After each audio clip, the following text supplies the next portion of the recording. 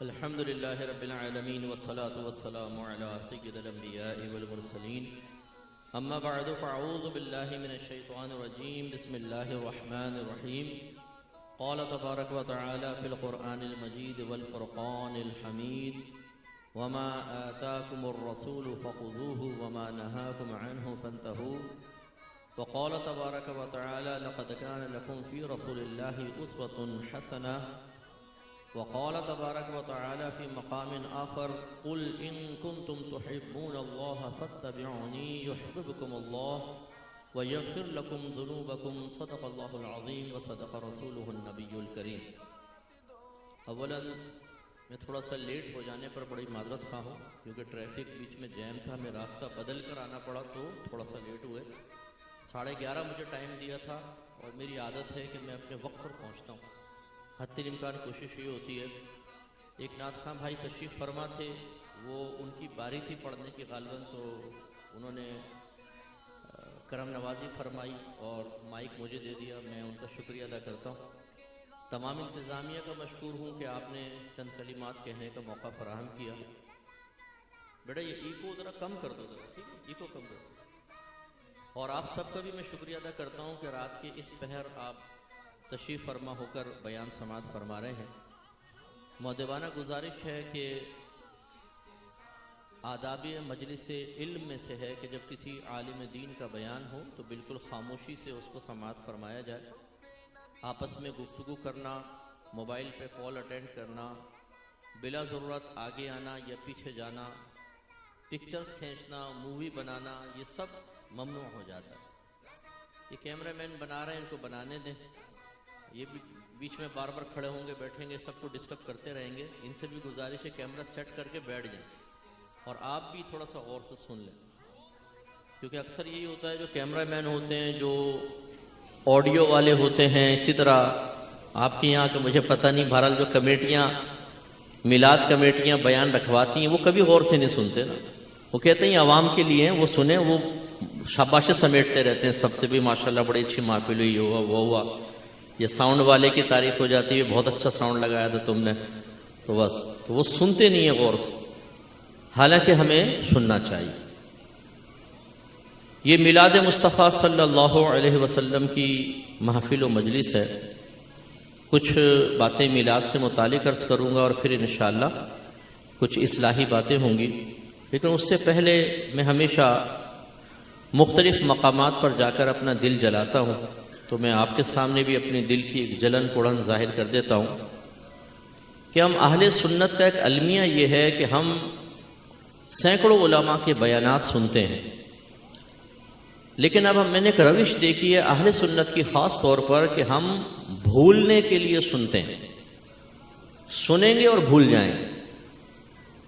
ہمارے ذہن میں وہ چیزیں محفوظ ہی نہیں رہتی جو کسی عالم دین نے بیان کی ہوں، اور اگر ذہن کی کسی گوشے میں کچھ موجود ہے تو ہم ان کو بیان کرنے پر قدرت حاصل نہیں کرتے۔ آپ گھر جائیں گے، آپ کی زوجہ نے، آپ کی والدہ نے، آپ کی بہن نے پوچھا کیا بیان ہوا تھا آج؟ وہ بیان بہت اچھا تھا، یاد نہیں رہا۔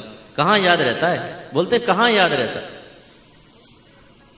ہاں، اگر گورنمنٹ آف پاکستان اعلان کر دے کہ جو آج کے بیان کے پوائنٹس نوٹ کرے گا اور اس کو بیان کا کچھ حصہ یاد ہوگا، اسے بیان کے بعد 1,00,000 روپے ملیں گے، پھر آپ دیکھیں کہ ہمارے حافظے کتنے زبردست قوی ہو جائیں گے اور کیسے ہم چیز کو یاد رکھیں گے۔ لیکن ہمارا المیہ یہ ہے کہ ہمیں نہ تو اپنے دین اسلام کی بنیادی چیزیں معلوم ہوتی ہیں، حالانکہ ہم مسلمان ہیں، نہ مسلک اہل سنت کے بارے میں، نہ ضروریات اہل سنت کے بارے میں ہمیں کچھ معلوم ہوتا۔ اگر ایک کافر ہمارے ایک نوجوان سے کہے کہ ذرا یہ بتاؤ کہ تمہارا اللہ کون ہے، ذرا انٹروڈکشن تو پیش کرو، تعارف پیش کرو، تو ہمارا نوجوان سوچ میں پڑ جائے گا کہ میں اللہ کا تعارف کیسے پیش کروں، اللہ کی تعریف کن الفاظ میں کروں۔ کرے گا تو ٹوٹی بڑی اللہ تعالیٰ وہ جو خالق ہے، مالک ہے، بس کیا خالق ہے، مالک ہے، صرف اتنی اللہ کی تعریف ہے؟ تعریف کا مطلب یہ ہوتا ہے کہ ایسا تعارف پیش کرنا جو شخصیت کو، ذات کو مکمل طور پہ واضح کر دے۔ تو اللہ تعالیٰ کی ایک باقاعدہ تعریف ہے جو علماء نے لکھی ہے، اس تعریف کو اگر آپ بیان کریں تو پھر کسی اور چیز کی ضرورت نہیں رہتی، تمام چیزوں کا احاطہ ہو جاتا ہے۔ ایسے اگر کوئی کافر ہم سے پوچھے بھئی اسلام کیا ہے، آپ اسلام کی تعریف کریں، ہمارا مسلمان اپنے اسلام کی صحیح تعریف نہیں کر سکتا۔ اگر یہ غیر مسلم ہمارے بچے سے کہے کہ جی میں مسلمان ہونا چاہتا ہوں، مجھے مسلمان کر دیں، ہم میں سے کتنے ایسے بیٹھے ہیں جنہیں مسلمان کرنے کا طریقہ معلوم ہے؟ تو عرض کرنے کا مقصد یہ ہے کہ ہم اچھا چلیں، یہ تو ایک عقائد اسلام سے متعلق ہوئی، ہماری زیادہ جو شغف ہے، ہماری زیادہ دلچسپی ہے وہ عقائد اہل سنت، معمولات اہل سنت کی طرف زیادہ ہو گئی ہے نا۔ صلاۃ والسلام یا رسول اللہ کہنا، 11ویں 12ویں اور نیاز وغیرہ، تیجا 40واں، لیکن ان کے بارے میں بھی ہمارا مشاہدہ یہ ہے کہ ہماری معلومات تقریباً صفر ہوتی، کیونکہ ہم سیکھنا نہیں چاہتے، ہم سمجھنا نہیں چاہتے، ہم ان چیزوں کے دلائل اپنے ذہن میں محفوظ رکھنے کی مشقت نہیں اٹھانا چاہتے۔ ہمیں یہ احساس ذمہ داری نہیں ہے کہ ایک والد کی ذمہ داری ہوتی ہے کہ اگر وہ اپنی اولاد کو کسی چیز کی تعلیم دے رہا ہے تو اس تعلیم کی تفصیل دینا بھی باپ کی ذمہ داری ہے۔ اگر آپ کے گھر والے کہتے ہیں بیٹا ہم نیاز کرتے ہیں، نیاز کرنی چاہیے، تو آپ اگر پوچھیں نیاز کیوں کرتے ہیں، تھوڑا سا کھانا سامنے کیوں رکھتے ہیں، سارا کھانا کیوں نہیں رکھ لیتے؟ وہ بیٹا برکت کے لیے، تو وہ سارے کو رکھیں تاکہ سب میں برکت ہو۔ نہیں بیٹا وہ پڑھتے ہم تھوڑے پر ہیں، برکت سب میں ہو جاتی ہے، تو پھر تھوڑے پہ پڑھنے کی ضرورت کیا ہے، ویسے ہی پڑھ لیں، برکت تو ویسے سب میں ہو جائے گی۔ اگر یہ بابرکت ہے تو اس کو ملاتے کیوں نہیں باقی دیگ میں؟ جیسی فاتحہ ختم ہوتی ہے ایک پانی اٹھا لیتا ہے، ایک چاول کی پلیٹ لے جاتا ہے، سالن کی پلیٹ دوسرا لے جاتا ہے، دیگ میں تو نہیں ملاتے، اس میں ویسی برکت ہو جاتی ہے، تو کیوں رکھتے ہیں سامنے؟ ہے جواب والد صاحب کے پاس۔ جمعے کی نماز کے بعد اجتماعی طور پر کھڑے ہو کر اردو میں صلاۃ والسلام پڑھ رہے ہیں، بچہ پوچھے کیوں پڑھتے ہیں ابا جان، ذرا جواب دیں۔ یہ جو آدھے سنی چلے جاتے ہیں، بلکہ تقریباً مسجد خالی ہو جاتی ہے، 10 15 20 آدمی کھڑے ہو کے سلام پڑھ رہے ہوتے ہیں، کیا یہ سنی نہیں ہے؟ یہ کیوں ضروری ہے؟ 10 15 20 پڑھ رہے ہیں، باقی سب چلے گئے، ان کی سنت میں شک کریں نہ کریں، اور یہ کس دلیل کی بنا پہ آپ پڑھ رہے ہیں؟ اب باپ کے پاس جواب نہیں ہوگا، صرف اتنا کون ہی مارے گا، ہے بدبخت، بد مذہب تو نہیں ہو گیا، کس کے پاس بیٹھنے لگا؟ یعنی یہ ہمارا جواب ہے۔ ہم امام اعظم ابو حنیفہ رضی اللہ تعالیٰ عنہ کے مقلد ہیں، حنفی کہلاتے ہیں۔ اب مقلد کسے کہتے ہیں؟ امام اعظم کی تقلید شخصی کہلاتی ہے، اور ہم کہتے ہیں یہ واجب ہے۔ اس کی دلیل کیا ہے؟ ایک بچہ آپ سے کہے ہم کیوں امام اعظم کی پیروی کریں، ہم کسی اور امام کی پیروی کیوں نہ کریں؟ ہیں ہمارے پاس جواب۔ تو خلاصہ کلام یہ کہ ایسے بہت ساری، اب جیسے یا رسول اللہ، آپ سب ماشاءاللہ تقریباً یا رسول اللہ کے نعرے کے جواز کے قائل ہیں، لیکن کیوں لگاتے ہیں نعرہ؟ غلط سلط مفہومات سیکھے ہوتے ہیں، جی یا رسول اللہ ہم اس لیے کہتے ہیں کہ ہمارے نبی ہر جگہ موجود ہیں، کوئی ایسا عقیدہ نہیں، اس وجہ سے تو نہیں کہتے۔ نبی کریم صلی اللہ علیہ وسلم تو اپنی قبر انور میں اسی طرح حیات ہیں جیسے آج سے کم و بیش 1400 سال پہلے آپ حیات، بلکہ اس سے بہترین حیات اللہ نے آپ کو عطا فرمائی ہے۔ ہمارا عقیدہ یہ ہے کہ ہم یہاں سے یا رسول اللہ کہتے ہیں، اور اللہ تعالیٰ اپنی قدرت کاملہ سے ہماری آواز نبی کے کانوں تک پہنچاتا ہے تو نبی کریم سن لیتے ہیں۔ یہ کسی کا عقیدہ نہیں ہے کہ سرکار سامنے ہوتے۔ وہ کسی شاعر نے لکھا کہ مفہوم یہ سرکار کی محفل ہے، اس میں سرکار کا آنا لازم ہے۔ بھائی یہ ہمارا کہاں سے عقیدہ ہو گیا؟ میرے آقا صلی اللہ علیہ وسلم اللہ تعالیٰ کی عطا سے، حکم سے، اذن سے، کرم سے، فضل سے پوری کائنات میں جہاں چاہے تشریف لے جا سکتے ہیں۔ اللہ نے آپ کو قدرت دی، ہمارے پاس دلائل ہیں، لیکن یہ کسی عالم نے آپ کو نہیں کہا ہوگا کہ جب آپ محفل سجائیں گے سرکار کا آنا لازم ہے۔ اس کا مطلب یہ تو ڈیوٹی ہو گئی، 4 آدمی مل کے محفل کریں، سرکار کی ڈیوٹی ہے وہاں پر آنا، یہ تو کسی نے نہیں بیان کیا۔ ایک قاری صاحب میرے پاس آئے، کہنے لگے کہ مفتی صاحب الحمدللہ آج تو میں ایک مناظرہ جیت گیا ہوں۔ میں نے کہا بھائی مبارک ہو، آپ کو موضوع کیا تھا؟ کہنے لگا میرا دعویٰ یہ تھا کہ جب ہم محفل کرتے ہیں اس میں سرکار ضرور تشریف لاتے ہیں، اور سامنے والا کہہ رہا تھا نہیں آتے، میں نے ایسے دلائل دیے اسے خاموش کروا دیا۔ میں نے کہا اگر آپ ناراض نہ ہوں تو میں ایک بات بولوں؟ کہیں گے کہیں۔ میں نے کہا ہمارا تو یہ عقیدہ نہیں ہے کہ سرکار کا آنا لازم ہے۔ کہیں گے ہے نہیں ہے؟ میں نے کہا نہیں۔ پھر اس کو سمجھایا تو بعد میں کہتا ہے کہ دیکھا نا علماء کی صحبت میں رہے تو آج اصلاح ہو گئی۔ میں نے کہا سبحان اللہ، مناظرہ پہلے جیت گیا، اصلاح بعد میں ہوئی ہے۔ یہ ہے ہمارا حال کہ ہمیں اپنے عقائد اہل سنت اور معمولات اہل سنت کی پوری معرفت حاصل نہیں ہوتی، لیکن ہم سے بڑا ٹناٹن سنی کوئی نہیں ہے۔ مسلک کا دفاع علماء تو کیا کریں گے، یہ نوجوان کرے گا نا، آتا جاتا کچھ بھی نہیں ہے، بولتے میں مسلک کا دفاع کروں گا۔ بھائی آپ کو کوئی حقیر ثابت کرنا مقصود نہیں ہے، ثابت یہ کرنا مقصد ہے سیکھیں۔ آپ کے گھر میں جتنے عقائد ہیں ان کی لسٹ بنائیں، جتنے نظریات ہیں ان کی لسٹ بنائیں، جتنے معمولات ہیں ان کی لسٹ بنائیں۔ عقیدہ کیا ہوتا ہے؟ عقیدہ ہوتا ہے ایک ایسا پختہ خیال جس کے پیچھے کوئی شرعی دلیل موجود ہوتی ہے۔ جیسے آپ اس بات کو مانتے ہیں اللہ ایک ہے، مانتے ہیں نا؟ اب اس کے پیچھے ایک شرعی دلیل ہے، قرآن پاک کی آیات کہتی ہیں اللہ واحد ہے، تو یہ عقیدہ کہلائے گا، پختہ۔ اچھا نظریہ کیا ہوتا ہے؟ جس کے پیچھے کوئی شرعی دلیل نہیں ہوتی، بس وہ خیال پختہ تو ہو جاتا ہے، شرعی دلیل نہیں ہوتی۔ کالی بلی راستہ کاٹ جائے گی تو مسئلہ ہو جائے گا۔ بعض ایسے ہوتے ہیں جو کسی کو دیکھ کر کہتے ہیں تیری شکل بڑی منحوس ہے، جب تو سامنے آتا نا کام بگڑ جاتا ہے۔ معاذ اللہ ایسا نہیں کہنا چاہیے، لیکن وہ کہتے ہیں وہ یہ نظریہ ہے۔ کیا پیچھے کوئی شرعی دلیل ہے؟ نہیں۔ بہو گھر میں آتی ہے، کاروبار میں نقصان ہوا، کہتے ہیں بھئی بڑا منحوس قدم لے کر آئی ہے کمبخت، جب سے گھر میں آئی ہے نقصان ہو رہا ہے۔ اب ان سے پوچھو کہ آپ نے بہو کو کہا یہ منحوس ہے، میں کہتا ہوں تم سب منحوس ہو، میرا رد کر کے بتاؤ۔ نہیں کر سکتے نا، کیونکہ اس کے پیچھے کوئی دلیل تو نہیں ہے کہ بہو منحوس ہے۔ ہو سکتا ہے تمہاری نحوست کام کر گئی، تم نے بہو کو کہہ دیا بہو منحوس ہے۔ اچھا چلو اگر بہو منحوس ہے تمہاری برکتیں کہاں چلی گئی؟ اپنی برکتوں سے نحوست کو ختم کرو۔ یعنی وہ اتنی نحوست ہے کہ ساروں کی برکت ختم ہو گئی، وہ منحوس عورت غالب آ گئی۔ یہ غلط چیز، یہ کیا ہے؟ نظریات۔ اور ایک ہوتا ہے صرف خیال، ذہن میں آیا چلا گیا، اس کو خیال کہتے ہیں۔ اور ایک ہے معمولات، آپ کے گھر میں عمل ہوتا ہے، 11ویں ہوتی ہیں، 12ویں ہوتی ہے، تیجا ہے، 40واں ہے، اسی طریقے سے آپ برسی مناتے ہیں، یہ ہیں معمولات ہمارے گھر میں۔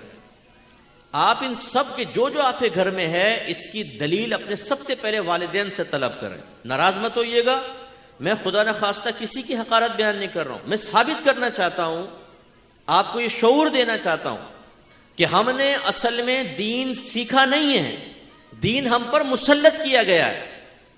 گھر والوں نے ہمیں سمجھایا بیٹا ہمارے بڑے یہ کرتے رہے ہیں یا تو تم بھی ایسا کرو، یہ کوئی شرعی دلیل نہیں ہوتی۔ انبیاء علیہم السلام نے تبلیغ دین جب کرنا شروع فرما، جو بھی نبی امت میں کرتا تھا، ان کی امتی یہی کہتے تھے کہ ہم تو اس پر رہیں گے جس پر ہم نے اپنے آباء و اجداد کو پایا۔ قرآن اٹھا کے پڑھیں، اللہ تعالیٰ نے فرمایا کہ یہ کہتے ہیں ہم اپنے آباء و اجداد کے طریقے پہ چلیں گے چاہے ان کے آباء و اجداد گمراہی کیوں نہ ہو۔ یعنی یہ کوئی دلیل نہیں ہوتی کہ ہمارے بڑوں نے کیا۔ اچھا جو آپ کے بڑوں نے کیا وہ غلط ہو، یہ بھی میں نہیں کہہ رہا ہوں، ہو سکتا ہے وہ صحیح ہو، لیکن آپ دلیل تو طلب کریں نا، آپ کے پاس ایک شرعی دلیل ہونی چاہیے۔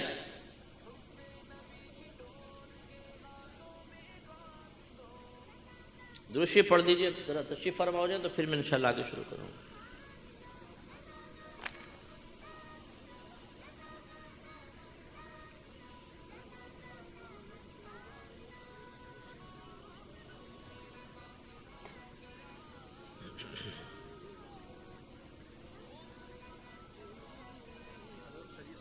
اللہ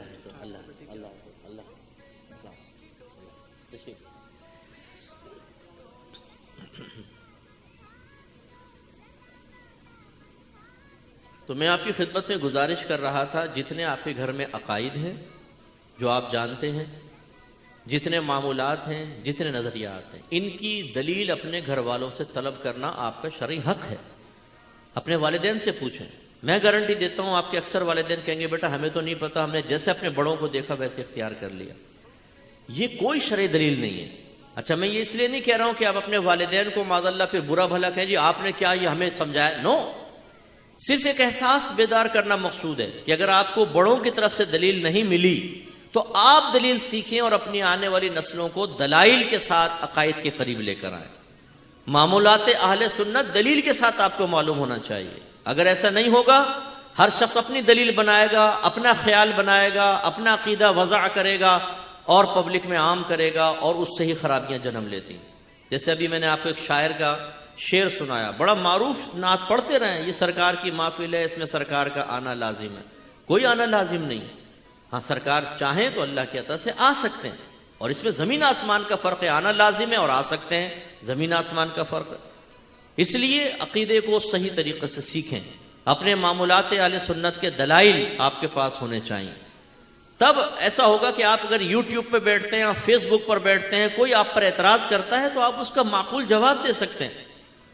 اب ہوتا یہ ہے کہ چونکہ ہمارے ذہن دلائل سے خالی ہوتے ہیں، سامنے والا اگر قرآن یا حدیث کی غلط دلیل بھی پیش کرتا ہے تو ہمیں اتنی تو تمیز ہوتی نہیں کہ ہم دیکھیں کہ یہ دلیل مضبوط ہے یا کمزور ہے. ہم کہتے ہیں قرآن بیان کر رہا ہے، حدیث بیان کر رہا ہے، اور ہمارے پاس نہ قرآن نہ حدیث. کیونکہ آپ اپنے والدین سے پوچھیں گے، نہ انہیں قرآن یاد ہوگا نہ حدیث یاد ہوگا. انہیں اتنا ہی یاد ہے کہ بیٹا میں اپنی دادی کو دیکھا تھا وہ نیاز کرتی تھی، پھر امی کو دیکھا تھا نیاز کرتی تھی، ہم بھی کرتے ہیں. تو پھر نوجوان کے ذہن میں کیا آتا ہے؟ اس کا مطلب ہے ہمارے پاس کوئی دلائل نہیں، ہم نے ویسے اختیار کیا ہے، چھوڑ دو. ہم نے اپنی آنکھوں کے سامنے کتنے لوگوں کو اسی طریقے سے اہل سنت سے خارج ہو کر دیگر مسالک میں داخل ہوتے دیکھا ہے. یہ غلط چیز ہے. آپ کا یہ لازم فرض ہے کہ آپ عقائد اسلام سیکھیں، عقائد اہل سنت کی معرفت حاصل کریں، وہ آپ کے ذہن میں ہونے چاہیے، اور پھر آپ ان کو بیان پر قدرت حاصل کریں.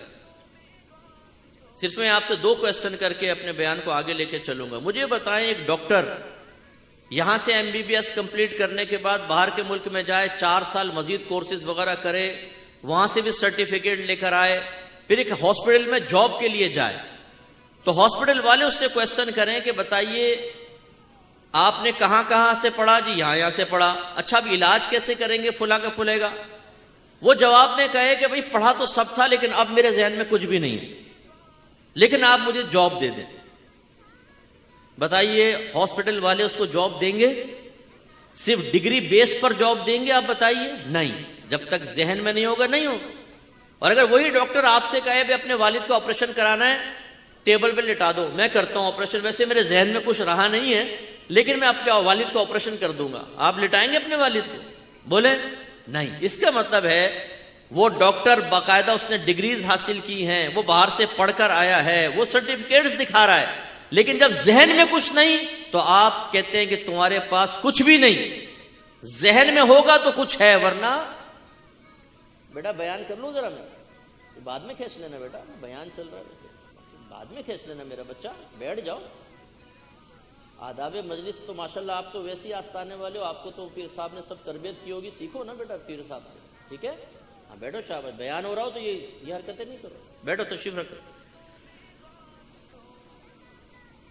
تو خلاصہ کلام یہ ہے کہ اگر ذہن میں کچھ نہ ہو تو یاد رکھیں کچھ بھی نہیں ہے. بس آپ کی اگر ایک فیکٹری ہو، آپ اس میں ایک اکاؤنٹنٹ رکھنا چاہیں کہ بھئی آڈٹ وغیرہ کرے گا، ایک شخص آئے وہ کہے کہ جی میں اکاؤنٹنٹ ہوں، آپ کہیں اچھا آڈٹ کر کے بتاؤ کیسے کرو گے، اور وہ کہے کہ پڑھا سب ہے لیکن اب کچھ بھی ذہن میں نہیں، لیکن آپ مجھے جاب دے دیں، کیا آپ اس کو جاب دیں گے؟ بولیے. وہ سرٹیفکیٹ پیش کرے، جاب دیں گے؟ نہیں. اس کا مطلب یہ آپ ذی شعور ہیں. یاد رکھیں جب تک یہاں کچھ نہیں ہوگا سمجھ لیں کچھ بھی نہیں ہے آپ کے پاس. اور میرا مشاہدہ اکثر یہ ہے جو اپنے آپ کو ٹناٹن سنی کہتے ہیں نا، ٹناٹن، یہ واقعی صرف ٹناٹن ہوتے ہیں، بچتے رہتے ہیں، ان کے پاس کچھ بھی نہیں ہوتا. اکثر میرا مشاہدہ یہ چوڑے ہو کے گھوم رہے ہوں گے ہم ہیں سنیت کے ٹھیکیدار، اور ٹھیکیداروں کے ذہن میں کچھ نہیں ہے. میں آپ سب کو چیلنج کرتا ہوں ایک طالب علم کی حیثیت سے، کوئی تکبر نہیں، غرور نہیں، کوئی بڑا پن نہیں، کوئی عجب و خود پسندی نہیں. آپ میں سے جو یہ سمجھتا ہے کہ میں مسلک اہل سنت کی بہترین معرفت رکھتا ہوں، معمولات اہل سنت کے بہترین دلائل جانتا ہوں، جب اجتماع ختم ہو میرے پاس آئیے گا، میں آپ سے 3 کوسچن کروں گا ذریات اہل سنت کے بارے میں. اگر آپ جواب دے دیں گے انشاءاللہ آپ کو سینے سے لگاؤں گا، مجھے خوشی ہوگی. لیکن میرا اکثر مشاہدہ یہ ہے کہ ہم اس قابل بھی نہیں ہوتے کہ ہم کسی چیز کا جواب دے سکیں. ہم گھبراتے ہیں، ڈرتے ہیں. اگر میں کہوں نا ابھی کون تو آپ میں پکا سنی ہے ذرا وہ کھڑا ہو، میں اس سے کچھ کوسچن کرنا چاہوں، بڑے سے بڑا سنی اپنا منہ نیچے کر لے گا اس خوف کی وجہ سے کہ مجھ سے کوسچن ہوگا میں جواب کیسے دے سکوں گا. تو اچھی طرح یاد رکھیں جب ذہن میں نہ ہو تو ڈاکٹر بیکار، جب ذہن میں نہ ہو تو اکاؤنٹنٹ بیکار، جب سنی کے ذہن میں دلیل نہ ہو تو یاد رکھیں آپ کا سنی ہونا بیکار. کامیاب اور مضبوط سنی وہ ہے کہ جب اس کے سامنے آپ کے مسلک، آپ کے مذہب آپ کے معمولات پر کوئی اعتراض ہو تو فوراً سے پیشتر دلائل کے ساتھ جواب دیں، تو پھر آپ سنی کہلوانے کے قابل ہیں، ورنہ آپ صرف نام کے سنی ہیں، کام کے سنی نہیں۔ جس کو میں اکثر ناراض مت ہوئیے کہتا ہوں، ایک ہوتا ہے اہل سنت سے سنی اور ایک ہوتا ہے لفظ سن سے سنی۔ ہم سن سے سنی ہیں، بالکل سن پڑے ہوئے ہیں، ہم اہل سنت والے سنی نہیں۔ وہ کیوں؟ اس لیے کہ سنی اسے کہتے ہیں جو اہل سنت کے عقائد مانتا ہو، ان عقائد کا حامل ہو۔ شیعہ کسے کہتے ہیں؟ جو اہل تشیع کے عقائد رکھتا ہو۔ دیوبند کون ہے؟ جو اہل دیوبند کے عقائد رکھتا ہو۔ وہابی کون ہے؟ جو محمد بن عبد الوہاب نجدی کے عقائد رکھتا ہو، اور عقیدے کا تعلق یہاں سے ہوتا ہے، باہر سے نہیں ہوتا۔ اس کا مطلب ہے کہ سنی وہ ہے جو اہل سنت کے عقائد رکھتا ہو، اور عقائد آپ کو مجھے پتہ ہی نہیں، دو سوال کر لیں جواب نہیں، تو بھائی سنی کیسے ہوئے پھر آپ؟ اس لیے حقیقی کامل سنی بنے، خدا را سیکھنے کی طرف آئیں، اور سیکھنے کا پروسیس 4 سٹیپس میں کمپلیٹ ہوتا ہے۔ نمبر 1، آپ غور سے چیز کو سنیں یا غور سے پڑھیں۔ نمبر 2، اس کو سمجھیں۔ یہ نہیں کہ سطحی طور پہ سنا، عالم نے دلیل بیان کی، آپ نے کہا بس ٹھیک ہے جی بیان ہو رہی ہے، سمجھا نہیں، سمجھیں۔ نمبر 3، اسے ذہن میں محفوظ رکھیں، یاد ہونا چاہیے۔ اور نمبر 4، آپ اس کو بیان پر قدرت حاصل کریں۔ جب تک یہ 4 سٹیپس آپ کو حاصل نہ ہو، سمجھ لیجئے کہ آپ نے کچھ بھی نہیں سیکھا۔ اس لیے میں آپ سب سے گزارش کرتا ہوں، خدا را اپنے مذہب کو سیکھیں، معمولات اہل سنت کے دلائل حاصل کریں، ضروریات اہل سنت کی صحیح معرفت حاصل کریں، اور مضبوط سنی بنے، تو آپ کا ایمان مضبوط رہے گا۔ ورنہ ایک دلیل آپ کو ہلا دے گی، ایک دلیل۔ میں نے دیکھا ہے کہ جو 30 سال سے اہل سنت سے وابستہ ہیں، بیوی کو 3 طلاقیں دیں تو وہ بھائی کیا مسئلہ ہے؟ بھائی آپ پر حرام ہو گئی۔ پھر وہ کسی اور مکتبہ فکر کے پاس پہنچتے ہیں، وہ کہتے ہیں جی 3 طلاقیں ایک وقت میں دیں، ایک واقع ہوگی۔ وہ کہتا ہے جی سنی کو چھوڑو، وہاں سے فتویٰ لے کر اور بیوی کو ساتھ رکھنا شروع کر دو۔ اتنا عقیدہ کمزور ہے، پلپلا سا ہے کہ جب اپنے مطلب کی بات آئی تو اہل سنت کو چھوڑ کر وہاں چلے گئے۔ ایک شخص کو جب یہ کہا گیا، ان کے خاندان والوں نے کہا کہ بھائی ہم اہل سنت سے تعلق رکھتے ہیں، ہم حنفی ہیں، ہم 3 طلاقوں کو 3 مانتے ہیں۔ اس نے کہا آج سے میں اپنا مسلک کی تبدیل کرتا ہوں، میں دوسرے مسلک میں داخل ہو گیا، 3 طلاقیں ایک ہو گئی ہیں، میری بیوی کو ساتھ بھیج دو۔ یہ حالت ہے ہم لوگوں کی۔ تو ہمارے نوجوانوں کا ایمان، ہمارے نوجوانوں کا اعتقاد بالکل ڈاواڈول ہے۔ کب تک آپ اپنے ساتھ مشغول رکھ کر انہیں یہ سمجھاتے رہیں گے کہ جو ہم کر رہے ہیں بس صحیح ہے، یہ مان لو؟ کب تک بغیر دلائل کے مطمئن کرتے رہیں گے؟ دلیل بہت ضروری ہے۔ اللہ تعالیٰ نے بارہا قرآن عظیم میں یہود، نصارہ، کفار، مشرکین کے دعوے ذکر کیے، لیکن ساتھ میں پھر بعد میں اللہ تعالیٰ فرماتا ہے قُلْ هَاتُوا بُرْهَانَكُمْ إِن كُنتُمْ صَادِقِينَ، اگر تم سچے ہو تو اس پر دلیل پیش کرو۔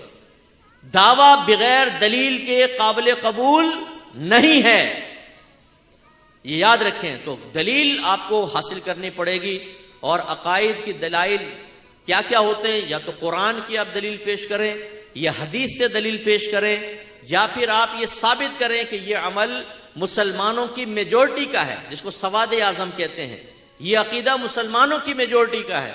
تو یہ میجورٹی اگر کسی عقیدے کو اختیار کرے تو یہ بھی ایک شرعی دلیل ہوتی ہے، ایک عقل سلیم بھی ہوتی ہے، لیکن میں اس کی بات نہیں کر رہا ہوں کیونکہ وہ الہیات اور ذات باری تعالیٰ پہ چلی جاتی ہے، وہ لمبی بات ہو جائے گی۔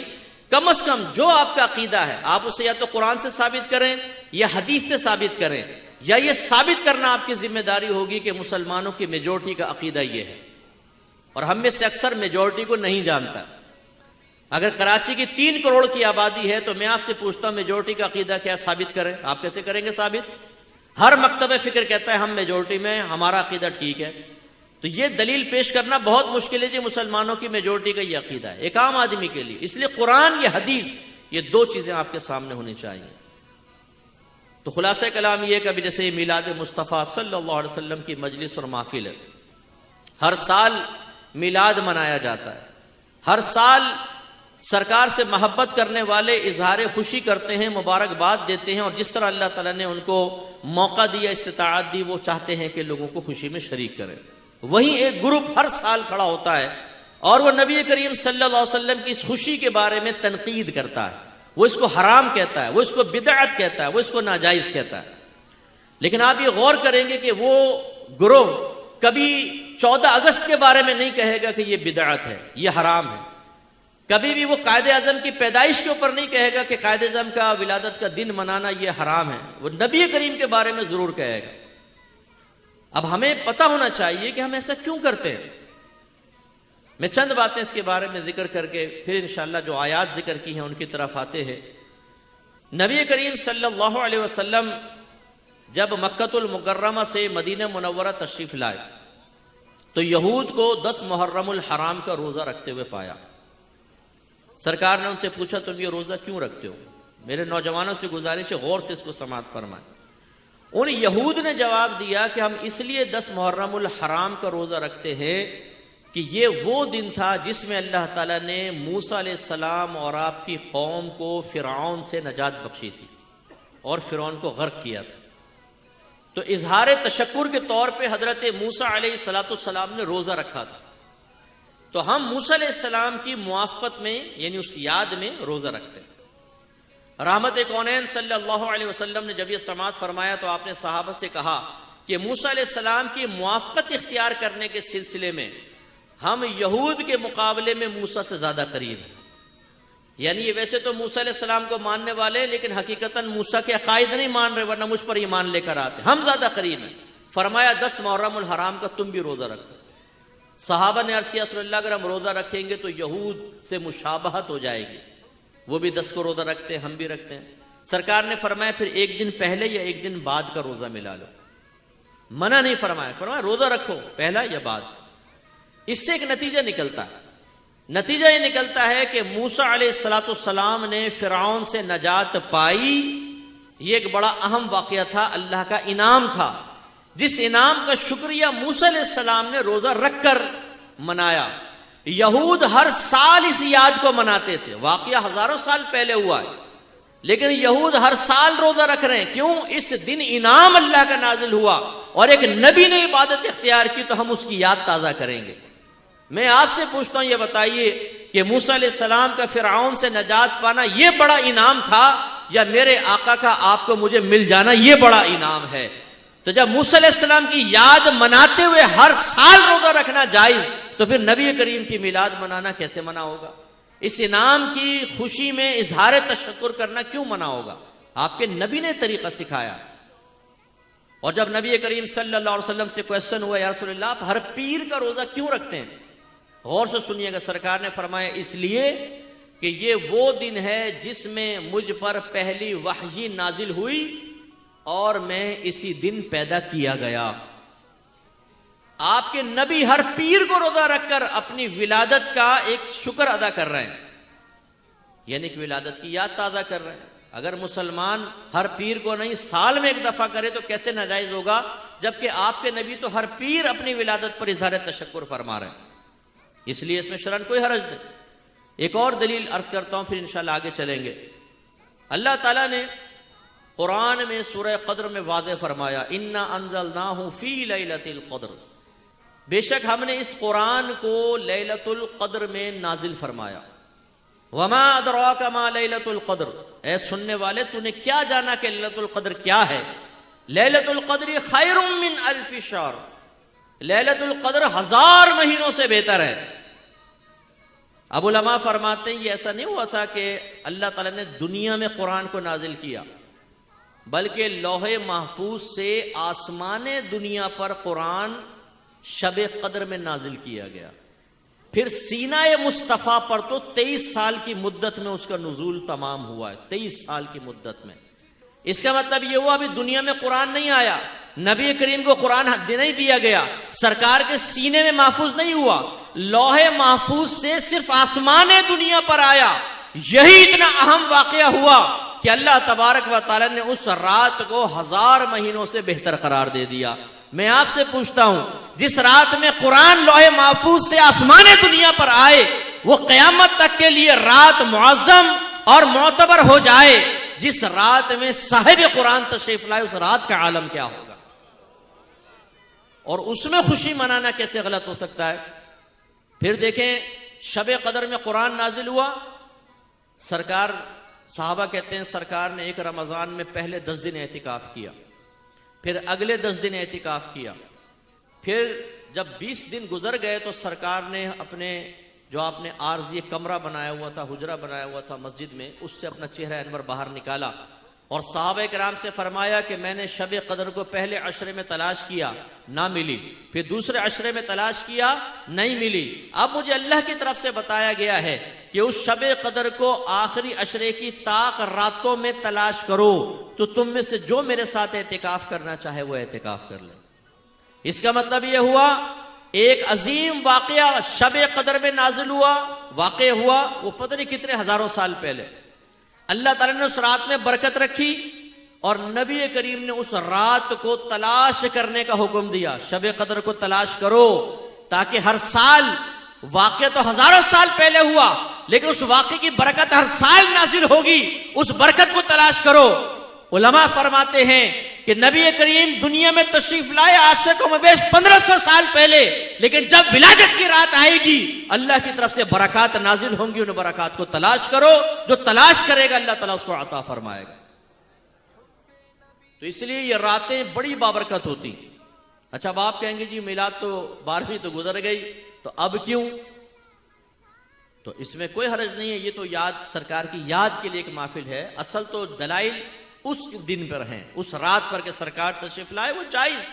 باقی سرکار کے ذکر کی محفل، اس میں کون سی چیز ناجائز ہو سکتی ہے؟ قرآن میں سرکار کے فضائل، حدیث میں قرآن کے فضائل، تو اگر ہم بیٹھ کر نبی کریم کی فضیلت میں ذکر فرمائیں تو وہ تو قرآن و حدیث سے ثابت ہے، اس میں تو کوئی اعتراض ہی نہیں ہو سکتا۔ تو لہٰذا میلاد مصطفیٰ صلی اللہ علیہ وسلم، سرکار کی ولادت باسعادت سے نسبت کی وجہ سے 12ویں شریف، 12 تاریخ میلاد یعنی ربیع الاول کا مہینہ، یہ بہت ہی بابرکت مہینہ ہے۔ سعادت مندی کے ساتھ آپ اس میں جائز امور اختیار کریں، جو رحمت برکتیں اس زمانے میں نازل ہوئی تھی انشاءاللہ آپ کو بھی حصہ حاصل ہوگا۔ لیکن یہ جتنی ہم محافل وغیرہ کا انعقاد کرتے ہیں، سرکار کا ذکر کرتے ہیں، اس کا کیا مقصد ہے؟ ہر چیز کا ایک مقصد ہونا چاہیے۔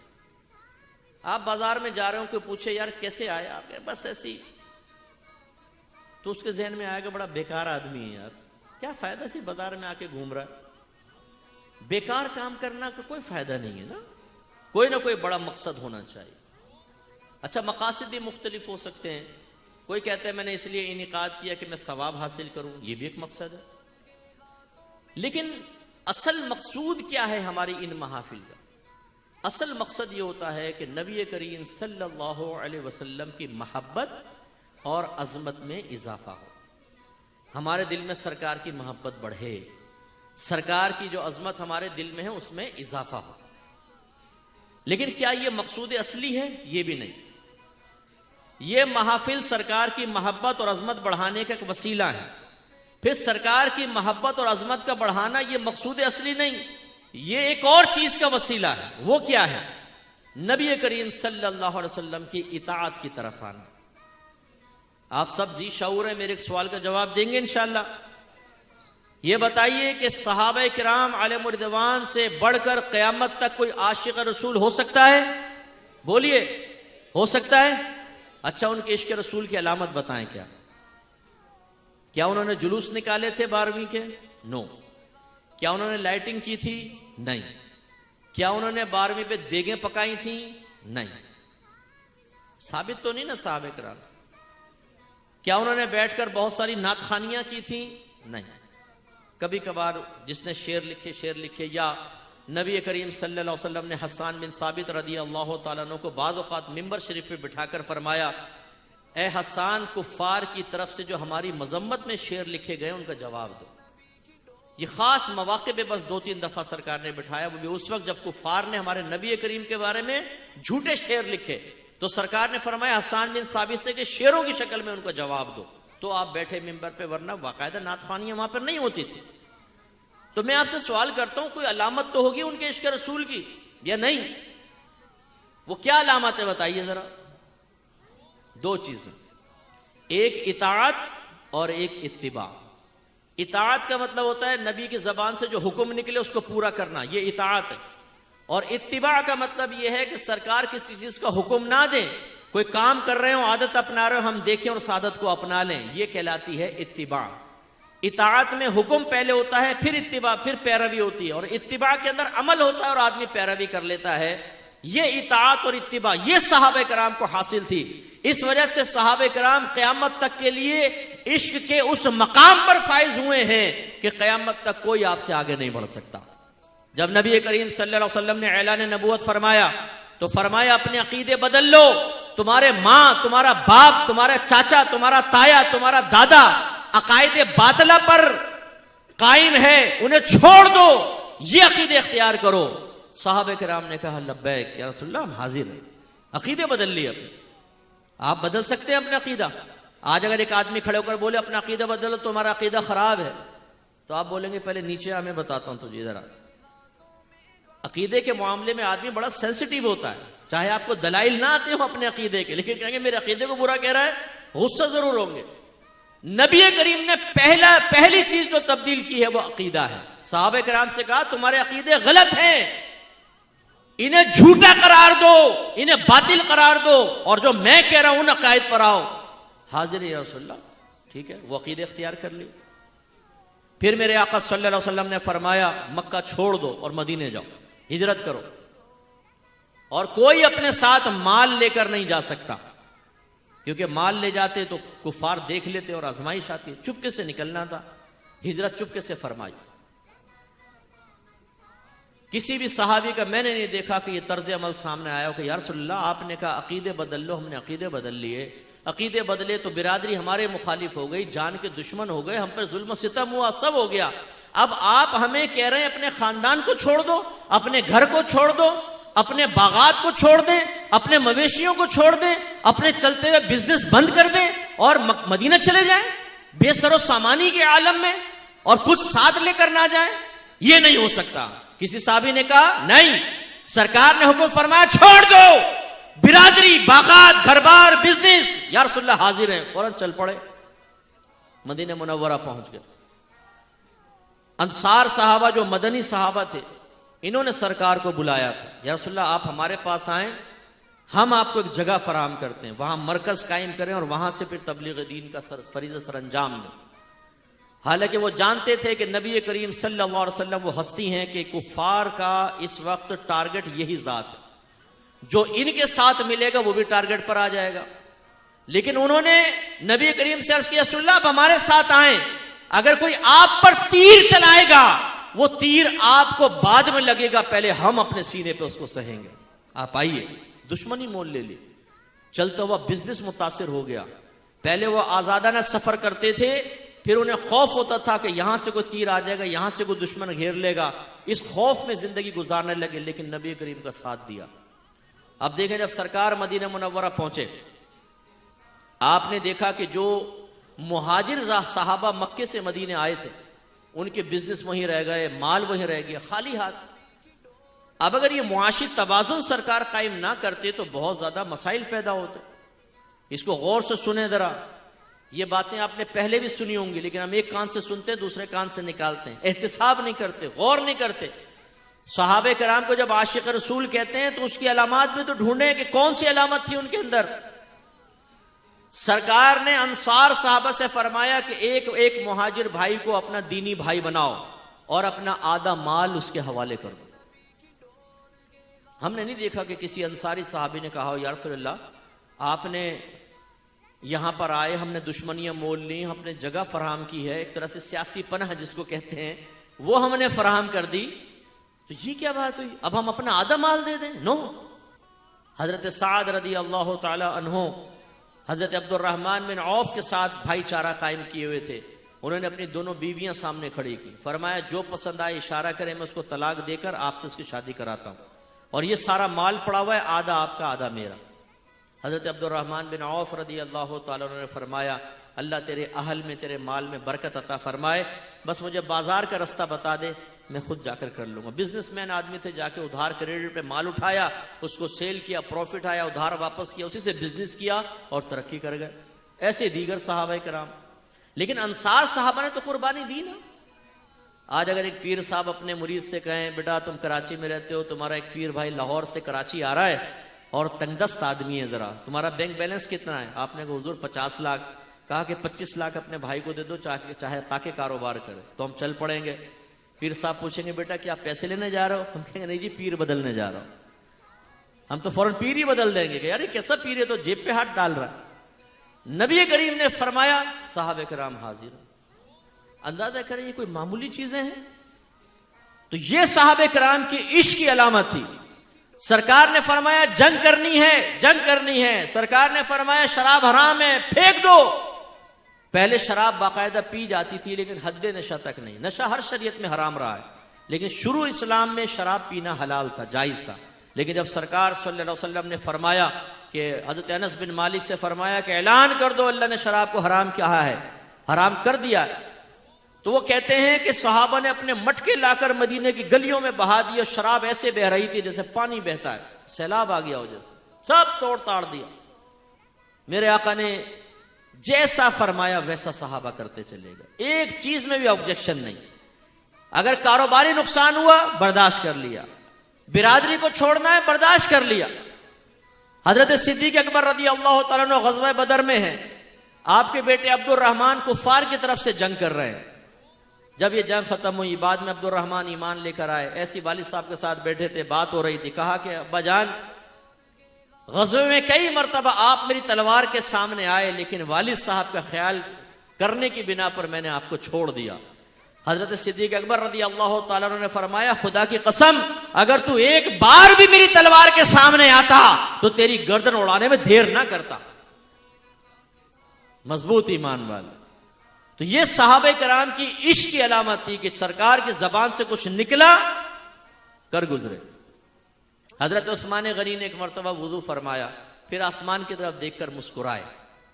پھر فرمایا تم پوچھتے کیوں نہیں کہ میں ایسا کیوں کر رہا ہوں؟ کہا کہ کیوں کر رہے ہیں؟ فرمایا میں نے نبی کریم صلی اللہ علیہ وسلم کو دیکھا کہ آپ نے وضو کیا پھر آسمان کی طرف دیکھ کر مسکرائے. پھر کہتے ہیں مجھے نہیں پتا کیوں مسکرائے لیکن میں تو محبوب کی ادا کو ادا کر رہا ہوں. حضرت عبداللہ بن عمر سے منقول ہے، بخاری شریف کی روایت آپ کو عرض کر رہا ہوں. آج تو یہ آپ حرمین شریفین چلے جائیں، جتنے نبی کریم کے آثار نشانیاں سب کو مٹایا جاتا. جی شرک شرک شرک شرک شرک شرک شرک بدعت بدعت بدعت، یہ کوئی شرک اور بدعت نہیں ہے. عبداللہ بن عمر کے بارے میں منقول ہے کہ آپ اس بات کی تحقیق کرتے تھے کہ سرکار سفر پہ گئے ہیں تو کس جگہ جا کر آپ نے نمازیں پڑھی ہیں. آپ اسی جگہ جا کر اور وہیں پر کھڑے ہو کر نماز ادا کرتے تھے کہ میرے حبیب نے نماز ادا کی ہے میں بھی. اور تعلیم دیتے تھے کہ تم وہاں جاؤ تو فلاں ٹیلے کے سامنے 4 قدم اس طرف چلنا، ایک درخت ہوگا اس کے نیچے نبی کریم نے نماز ادا کی ہے. یعنی یاد رکھا کرتے تھے. تو ایک طرف حکم، ایک طرف سرکار کی ادائیں. صحابہ کرام نے دونوں چیزوں کو اختیار کیا تو عشق میں کامل ہوئے اور عاشق رسول کہلائے. اب آپ اور میں اپنے بارے میں سوچیں. ہم لوگ عرفاً کہہ تو دیتے سب عشاقان رسول بیٹھے ہوئے ہیں، لیکن وہی بات میں نے آپ کو عرض کیا کبھی کاش ہم غور و تفکر بھی تو کریں. اگر میں آپ سب کو کہوں ماشاءاللہ یہ سب کروڑ پتی بیٹھے ہوئے ہیں تو جو کروڑ پتی نہیں ہوگا وہ بولے گا مفتی صاحب جھوٹ کیوں بول رہے ہیں؟ بولیں گے نہیں بولیں گے؟ میں کہوں یہ سب کے سب ماشاءاللہ ڈاکٹر بیٹھے ہوئے ہیں تو آپ کہیں گے کہاں سے آئے ہوئے ڈاکٹر؟ فوراً آپ احتساب کریں گے اور ثابت کریں گے میں تو ڈاکٹر نہیں ہوں، ہے کہ نہیں؟ سب انجینئر بیٹھے ہوئے ہیں، نو. لیکن جب میں کہوں گا سب عاشق رسول بیٹھے ہوں گے آپ کہیں گے یس. تھوڑا سا اس پر بھی غور کر لیں کہ بھائی عاشق کہتے کس کو ہیں؟ عشق کی علامت کیا ہے؟ یاد رکھیں عشق محبت کا اعلیٰ درجہ ہوتا ہے. محبت کا مطلب ہوتا ہے کسی کی طرف دل کا پسندیدگی کے ساتھ مائل ہو جانا، اسے محبت کہتے ہیں. اور جب اس میں شدت پیدا ہو جائے تو اس کو عشق کہا جاتا ہے. شدت اتنی کہ آپ آؤٹ آف کنٹرول ہو جائیں. اسی لیے یاد رکھیں کہ اللہ تعالیٰ کے لیے لفظ عاشق کا استعمال منع ہے، کیونکہ عاشق عشق سے بنا ہے اور عشق میں انسان اپنی طبیعت اور کیفیات پہ کنٹرول نہیں کر پاتا. اور اللہ تبارک و تعالیٰ کی ذات اس سے پاک و صاف ہے، لہذا اللہ کو عاشق نہیں کہہ سکتے ہیں. ہاں چونکہ حدیث میں محب کا لفظ آیا، محبت فرمانے والا، یہ کہہ سکتے ہیں اللہ محب ہے، محبت فرمانے والا. عاشق کا لفظ استعمال نہیں کر سکتے. تو اب عشق ہو یا محبت یہ دل کی کیفیات ہوئی، کیونکہ دل میں محبت ہوتی ہے، بڑھ جائے تو عشق بن جاتا ہے. تو اب آپ کو مجھے تو نہیں پتا کہ آپ کے میرے دل میں محبت ہے کہ نہیں. آپ بتائیں میرے دل میں آپ میں سے کس کس کی محبت ہے؟ بتا سکتے ہیں؟ بولیے. نہیں بتا سکتے. چلے میں کہتا ہوں میں آپ سے محبت کرتا ہوں. اب میں آپ سے پوچھتا ہوں بتاؤ کتنی محبت کرتا ہوں. بتا سکتے ہیں؟ مقدار نہیں بتا سکتے. اس کا مطلب یہ ہوا محبت قلبی کیفیت کا نام ہے. یہ نہ نظر آتی ہے نہ اس کی مقدار آپ تلاش کر سکتے ہیں نہ بتا سکتے ہیں. تو پھر کیسے پتا چلے گا کہ ایک کو دوسرے سے محبت ہے؟ علماء نے فرمایا یہ ظاہری علامات سے پتا چلتا ہے. اگر ظاہری علامات عشق اور محبت کی آپ کی ذات میں ہے تو آپ محبت اور عشق رکھنے والے ہوں گے. اگر نہیں ہے تو نہیں ہے. اب میں ایک آپ کو سطحی سی مثال سے پہلے سمجھا دوں پھر ہم اپنی طرف آتے ہیں. ایک لڑکا یہ کہتا ہے مجھے ایک لڑکی سے محبت ہے. دعویٰ ہے کہ نہیں؟ آپ کہتے ہیں وہ کہاں رہتی ہے؟ معلوم نہیں. کیا نام ہے؟ معلوم نہیں. کبھی دیکھا ہے؟ معلوم نہیں. تمہاری بات تو ہوتی ہوگی نہیں، لیکن مجھے اس سے بہت محبت ہے. بتائیں یہ دعوی محبت میں سچا کہلائے گا کہ جھوٹا؟ بولے کیوں؟ حالانکہ وہ دعویٰ کر رہا ہے، فرض کر لیں اس کے دل میں محبت، لیکن آپ کہیں گے تیرے اندر محبت کی علامت ہی نہیں ہے. بھائی جب علامت نہیں تو کیسی محبت کرنے والا ہوگا؟ ایک بیٹا اپنی ماں سے کہے امی جان میں آپ سے بڑا پیار کرتا ہوں، بڑی محبت کرتا ہوں، آپ پر میری جان قربان، مال قربان، سب کچھ قربان. ماں کہ اچھا بیٹا، اتنا اچھا بیٹا، اچھا ایک گلاس پانی تو پلا. اماں پانی مانی نہیں. بیٹا چائے پلا دے. نو.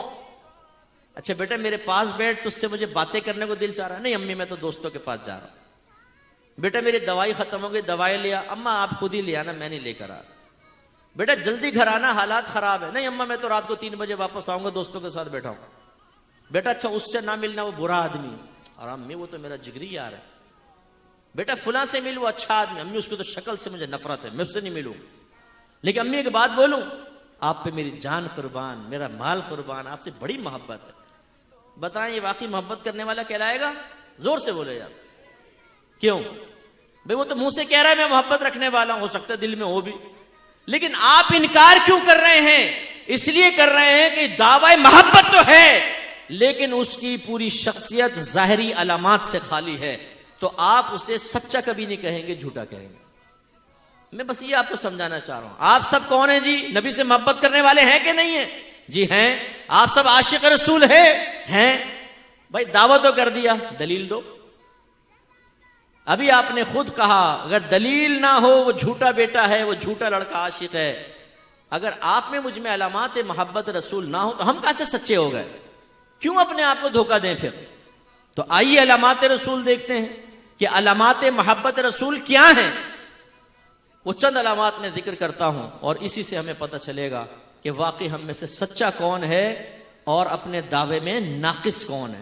میں لفظ جھوٹا استعمال نہیں کر رہا ہوں کہ آپ ناراض ہوں گے. کامل کون ہے، ناقص کون ہے، بس یہ ہم کر لیتے ہیں. پہلی علامت علماء نے بیان فرمائی کہ جو نبی کریم سے محبت کرتا ہوگا وہ آپ کا کثرت سے ذکر کرے گا. جیسے وہی مثال میں آپ کو دوں، کسی لڑکے کو لڑکی سے محبت ہو جائے، دوستی ہو گئی جی، چیٹ شروع ہو گئی. اب آپ دیکھیں آپ لیٹے ہوں گے تو لڑکی کا تصور، کھانا کھا رہے ہوں گے تو مسکرا رہا ہوگا عاشق. امی کہے گی بیٹا کیوں مسکرا؟ امی ویسی وہ یاد آ رہی ہوگی سسٹر. اسی طریقے سے واش روم میں بیٹھا ہے تو وہ یاد آئے گی، نہائے گا تو وہ یاد، سیٹیاں بجا رہا ہوگا نہاتے ہوئے بھی. یوں سونے سے پہلے بھی سوچے گا اور خواب میں بھی وہی نظر آئے گی کہ پھول پیش کر رہی اور آنکھ کھل جائے گی، سامنے اماں کھڑی ہوگی. ہوگا کہ نہیں ہوگا؟ یعنی جب عشق ہو جاتا ہے ہر وقت. اور پھر آپ اگر کلوز فرینڈز ہوتے ہیں اس سے ذکر کریں گے، وہ پوچھے گا بھائی کہاں تک پہنچا؟ تیرا بھائی کامیاب صحیح چل رہا ہے، بس انشاءاللہ قریب وہ سسٹر سے بھابھی ہونے والی ہے. وہ جو لڑکوں کی حرکتیں ہوتی ہیں، یعنی یہ جب محبت حقیقی ہوتی ہے تو انسان عموماً اپنے محبوب کے تصور کو ذہن میں رکھتا ہے، بار بار کوشش کرتا ہے اس کا ذکر آئے، بار بار اس کے ذکر سے لذت حاصل کرتا ہے. میں آپ سب سے کویسچن کرتا ہوں، دائرہ ادب میں رہ کر مجلس محفل میں بیٹھے ہوں تو سرکار کا ذکر چل رہا ہے، وہ بھی نعت خوان کر رہا ہوتا ہے یا مقرر کر رہا ہے، یا کبھی کبھی نعت خوان کہتے ہیں بھئی آپ بھی ساتھ نعتیں پڑھے تو ہو گیا. لیکن 24 گھنٹے میں کتنی مرتبہ ہمیں نبی یاد آتے ہیں؟ جب ہم کاؤنٹر پہ بیٹھے ہوتے ہیں، دکان پہ بیٹھے ہوتے ہیں، بے تکلف دوستوں کے درمیان بیٹھے ہوتے ہیں، کتنی نبی کی باتیں کرتے ہیں. آپ جب اپنی بیویوں سے باتیں کر رہے ہوتے ہیں کتنا نبی کا تذکرہ کرتے ہیں. آپ جب اپنے بچوں سے باتیں کرتے ہیں کتنا نبی کا تذکرہ کرتے ہیں. کتنے مرتبہ ایسا ہوا کہ رات کو سونے سے پہلے نبی کا تصور کرتے کرتے سوئے. کتنے مرتبہ سرکار خواب میں تشریف لائے ہیں. کتنی مرتبہ ہمارے سرکار ہماری زبان پر عام حالات میں بس میں سفر کرتے ہوئے، ویگن میں سفر کرتے ہوئے، شادی بیاہ کی ٹیبل پہ بیٹھے ہوئے سرکار کا ذکر ہماری زبان سے نکلا ہو. نو دنیا کی باتیں، کاروبار، کرکٹ، لڑکی، فلاں، نوکری، جاب، ہیئر اسٹائل، فٹ بال، یہ باتیں چلتی رہتی ہیں. کیسا عشق ہے بھائی؟ یہ عشق تو بڑا عجیب ہے کہ پورے ہفتے سرکار کا خیال ہی نہ آئے، مجلس محفل میں پہنچے تو سرکار کا خیال آئے، لیکن ہم سے بڑا کوئی عاشق ہی نہیں ہے. یہ کیسا عشق ہے بھائی جان؟ اس لیے اپنا احتساب کریں. دوسرا، جس کو جس سے محبت ہوتی ہے وہ اس کی اچھی معرفت رکھتا ہے، پہچان رکھتا ہے. جیسے آپ کا ایک دوست ہو، آپ کہیں یہ میرا جگری یار ہے، بڑا پرانا یار ہے. کیا نام ہے؟ فلاں. کہاں رہتا ہے؟ فلاں. کیا کام کرتا ہے؟ یہ. ایک ایک چیز آپ کو معلوم ہوگی، ہے نا، قریبی دوست ہے. لیکن اگر صورتحال یہ ہو کہ آپ سے کوئی پوچھے کہ بھائی آپ لوگ کتنے بہن بھائی ہیں؟ یار یاد نہیں ہے تو صحیح، لیکن یاد نہیں. اچھا بہن بھائیوں کے نام ہی بتا دیں. یار وہ بھی یاد نہیں. آپ کی شادی ہو گئی ہے؟ ہاں شادی تو ہو گئی ہے. زوجہ کا کیا نام؟ یاد نہیں. بچے ہیں؟ ہاں کچھ ہوئے تو تھے. کتنے؟ یاد نہیں. ان کے نام یاد نہیں. میں نے ڈرائیور سے پوچھا تیرے کتنے بچے ہیں؟ کہنے کا 3. میں نے کہا نام بتا. 2 کے بتائے، تیسرے کے بارے میں کہتے ہیں بھول گئے. آپ بھول گئے. اسی طرح کوئی بولے کہ آپ کی بہن کے بچے ہیں آپ کے، ہاں کتنے ہیں؟ یار یہ تو یاد نہیں ہے. کچھ ہیں لڑکے، نام بتاؤ. یاد نہیں. مجھے بتائیے اب اس شخص کے بارے میں کیا کہیں گے؟ ذرا زور سے بولیے گا.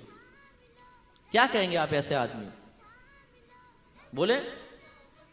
یا تو آپ کہیں گے یہ حافظہ ہی نہیں ہے اس کا نا، یا کہیں گے پاگل ہے، غافل ہے، بدو ہے، یا آپ کہیں گے کہ یار یہ اس خاندان کا بھی ہے کہ نہیں ہے جس کو اپنے ابا اماں کا نام یاد، بیوی کا نام یاد. بولیں گے نہیں بولیں؟ اب میں آپ سے پوچھتا ہوں، آپ کے دل میں سب سے زیادہ قریب کون ہے؟ نبی کریم ہے یا دوسرے لوگ ہیں؟ بولے. نبی ہے نا. دعویٰ کتنا پیارا ہم لوگ کرتے ہیں. اب اگر نبی کی معرفت کے بارے میں کرسچن آپ سے آ کے پوچھ لے، یہ بتاؤ نبی کریم کے والدین کا نام کیا تھا، ان کی عمریں کیا تھی، آپ کے دادا کا نام، آپ کے چچا کا نام، آپ کے ازواج کے نام بتا دیں ذرا.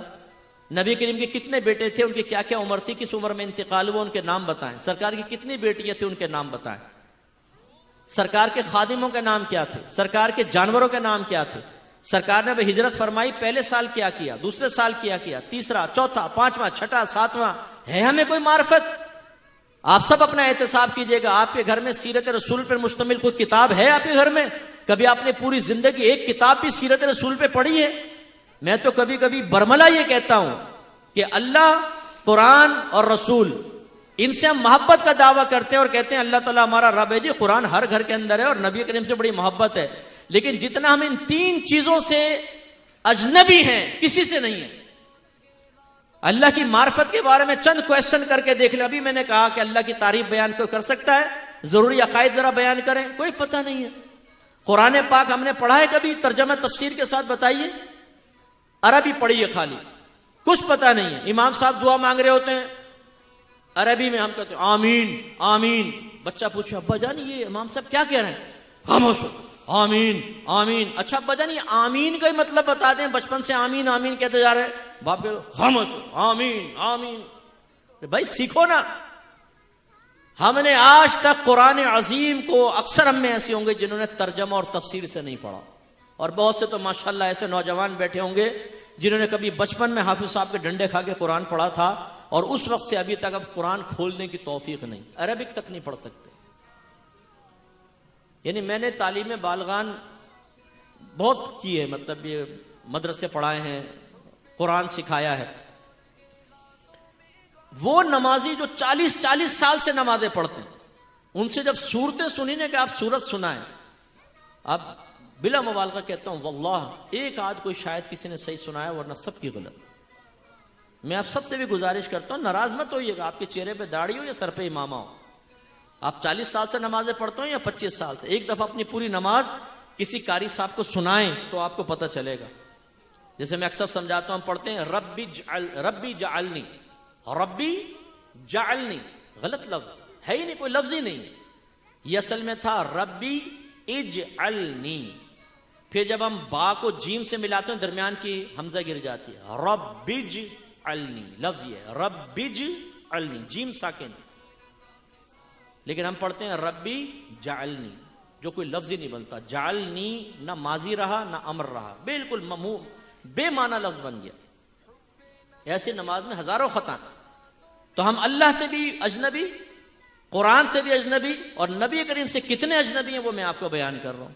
معلومات ہی نہیں ہے نبی کریم کے بارے میں, ہم نے کوئی سیرت کی کتاب نہیں پڑھی ہے, اور دعویٰ ایسا ہے بھائیو مجھ سے بڑا تو نبی کا کوئی عاشق نہیں. ارے بھائی تو بھی معرفت حاصل کرو نا, جس سے محبت ہوتی ہے, پیار ہوتا ہے, اس کو تو قریت کے آدمی معلوم کرتا ہے.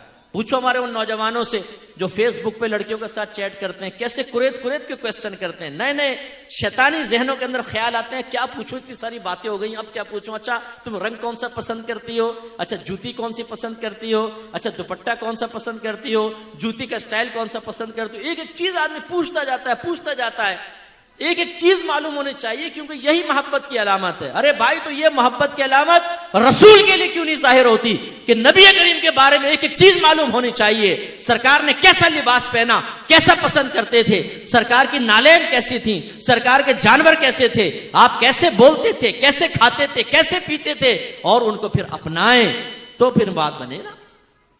تو معرفت رسول ہمیں حاصل نہیں ہے, سرکار کے بارے میں معلومات حاصل نہیں ہے. ایک کافر اگر ہمیں کہے کہ ذرا بتانا اپنے نبی کریم کے بارے میں, ہم نہیں کر سکتے. اپنے خاندان کے بارے میں زیادہ معلومات ہوگی, نبی کریم کے بارے میں نہیں ہوگی. لیکن المیہ یہ ہے کہ خاندان کے بارے میں عاشق ہونے کا دعویٰ نہیں کرتے, معلومات حالانکہ زیادہ, نبی کریم کے بارے میں کرتے ہیں حالانکہ معلومات صفر ہیں. خصوصاً ہمارے نوجوان کرکٹرز کے نام پوچھیں, ایسا بیان کریں گے جیسے سانس لے رہے ہیں. ہیروئنوں کے نام پوچھیں, انڈیا کی ہیروئن, ہیرو, کون سی فلم آ رہی ہے اس وقت, انگلش کون سی مووی لگی ہوئی ہے, اس نے باکس آفس میں کتنا پیسہ کمایا, ایک ایک معلومات ان نوجوانوں کے مبارک ذہن کے اندر ایسا مستحضر ہوگا, فٹافٹ بیان کریں گے. لیکن نبی کریم کے بارے میں پوچھ لے کہ آپ کی ازواج کتنی تھی, ان کے نام بتائیں, پتہ نہیں, حالانکہ مائیں ہیں ہماری امہات المومنین. ایک نوجوان اگر یہ کہے مجھے اپنی ماں کا نام ہی نہیں پتا, ارے یار کیسے بیٹے ہو تم. تو یہ ہمیں سوچنا چاہیے, اس لیے معرفت کی طرف آئیں. تیسری علامت بیان کی کہ جو نبی کریم سے محبت کرتا ہوگا وہ کثرت سے درود پاک پڑھے گا. ہم میں سے کون کثرت سے درود پاک پڑھتا ہے, اپنے بارے میں سوچیں. علماء نے فرمایا کثرت سے درود پاک پڑھنے والا وہ کہلائے گا جو کم از کم ایک دن میں 313 مرتبہ درود پاک پڑھتا ہو, تو یہ کثرت سے درود پاک پڑھنے والا کہلائے گا. 313 مرتبہ. صلی اللہ علیہ وسلم بھی ایک مکمل درود پاک. لیکن ہم میں سے کتنے ہیں جو پڑھتے ہیں؟ کبھی اذان میں نام اقدس سنا تو صلی اللہ علیہ وسلم کہہ دیا, تقریر میں سنا تو کہہ دیا, وہ بھی باز نہیں کہتے. حالانکہ یاد رکھیں جب بھی کبھی آپ پہلی مرتبہ سرکار کا نام سنیں گے مجلس میں, محفل میں, یا بیٹھے ہوئے اذان ہو گئی, تو درود پاک پڑھنا واجب ہے. نہیں پڑھیں گے گناہگار ہوں گے. اور پھر ایک بار کے بعد بار بار ذکر آتا رہے تو پھر درود پاک پڑھنا افضل ہے, پڑھیں گے ثواب ملے گا, نہیں پڑھیں گے تو کوئی گناہ نہیں. لیکن میں جو بات کہہ رہا ہوں وہ بطور وظیفہ کم از کم 313 مرتبہ ہم میں سے کون کون پڑھتا ہے بھائی؟ یہ محبت, علامت محبت رسول لکھی ہے. جس نوجوان کی زبان پر سارا دن ماں بہن کی گالیاں چلتی رہتی ہیں, اس کی زبان درود پاک سے خالی نظر آئے گی. جس کے ہونٹ گندی باتوں کے لیے ہلتے نظر آئیں گے وہ درود پاک پڑھنے سے محروم ہوں گے. لیکن دعویٰ ایسا ہے گلے پھاڑ پھاڑ کے نعرے لگائیں گے کہ ہم ہیں عاشق رسول. بھائی علامت تو ہے. چوتھی علامت جو بیان کی کہ جو نبی کریم سے محبت کرتا ہوگا آپ کی زیارت کا متمنی ہوگا. آپ سب نبی کریم کی زیارت چاہتے ہیں؟ بولیں چاہتے ہیں. یہ بھی ایک رسمی چیز ہے. ہم جب پوچھا تو کہاں چاہتے ہیں, لیکن جس کو چاہتے ہیں اس کی علامت کچھ اور ہوتی ہے.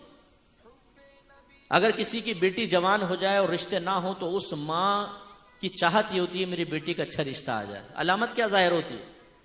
جس سے ملیں گی نا کہیں گی کوئی اچھا رشتہ ہو تو بتانا, بچی کی عمر بڑھ رہی ہے. کوئی اگر مولوی صاحب گھر میں آ گئے, کوئی دینی شخصیت, کوئی پیر صاحب آ گئے, کوئی عالم آ گئے, مفتی, والدہ سب سے پہلے پرچی بھیجے گی, پیر صاحب سے کہنا دعا کر دیں میری بچی کی شادی کے لیے. ماں جب بھی ہاتھ اٹھائے گی نماز کے بعد, اے اللہ میری بچی کا اچھا رشتہ بھیج دے. کریں گے نہیں کریں گے؟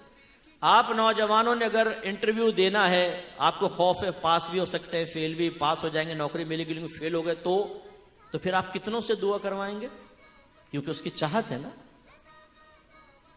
اب میں آپ سے پوچھتا ہوں, پچھلے پورے مہینے ہم میں سے کتنوں نے نماز کے بعد ہاتھ اٹھا کر نبی کریم کی زیارت کے لیے دعا کی کہ اللہ تعالیٰ مجھے نبی کریم کی زیارت کروا دے؟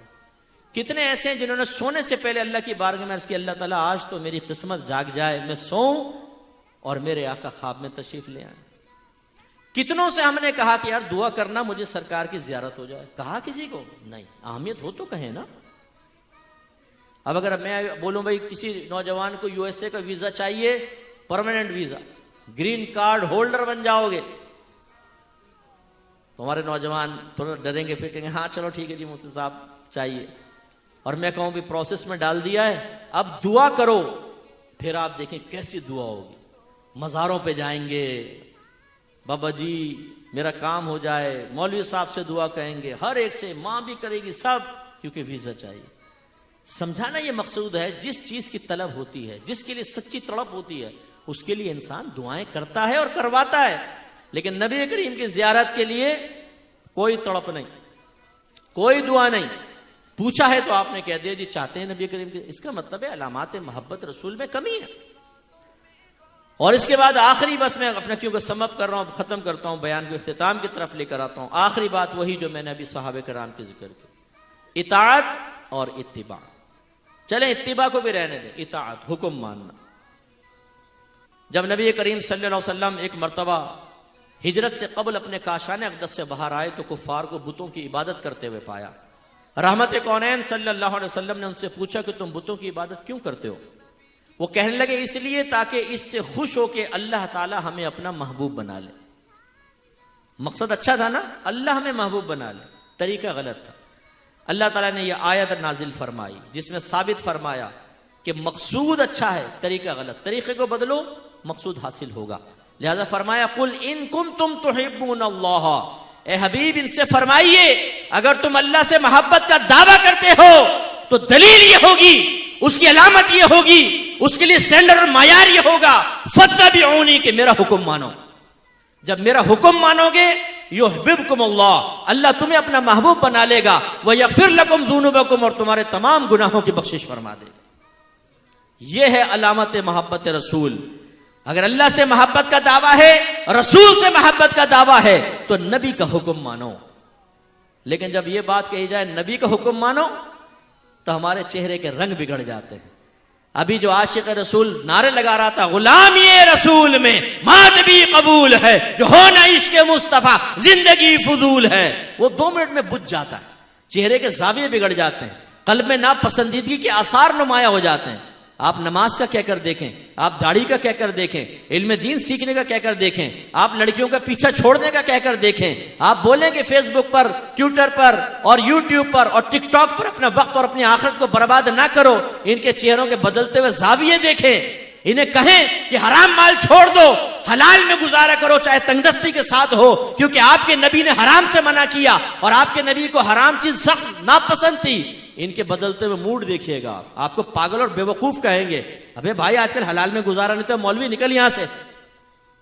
اگر آپ کہیں گالیاں مت بکو، نبی کریم کو فحش کلامی ناپسند ہے، وہ آپ کو 2 ماں بہن کی گالیاں بکے گا، تمہاری یہ اور تمہاری وہ، مدر سسٹر ایک کر کے نکل جائے گا۔ نبی کا کہنا ماننے کے لیے تو آج ہم تیار ہی نہیں ہیں۔ عشق رسول کی جو سب سے بڑی علامت ہے، ہمارا ٹن ٹن سنی بھی اس علامت سے خالی ہے، اپنے نبی کا حکم ماننے کے لیے ہم تیار نہیں۔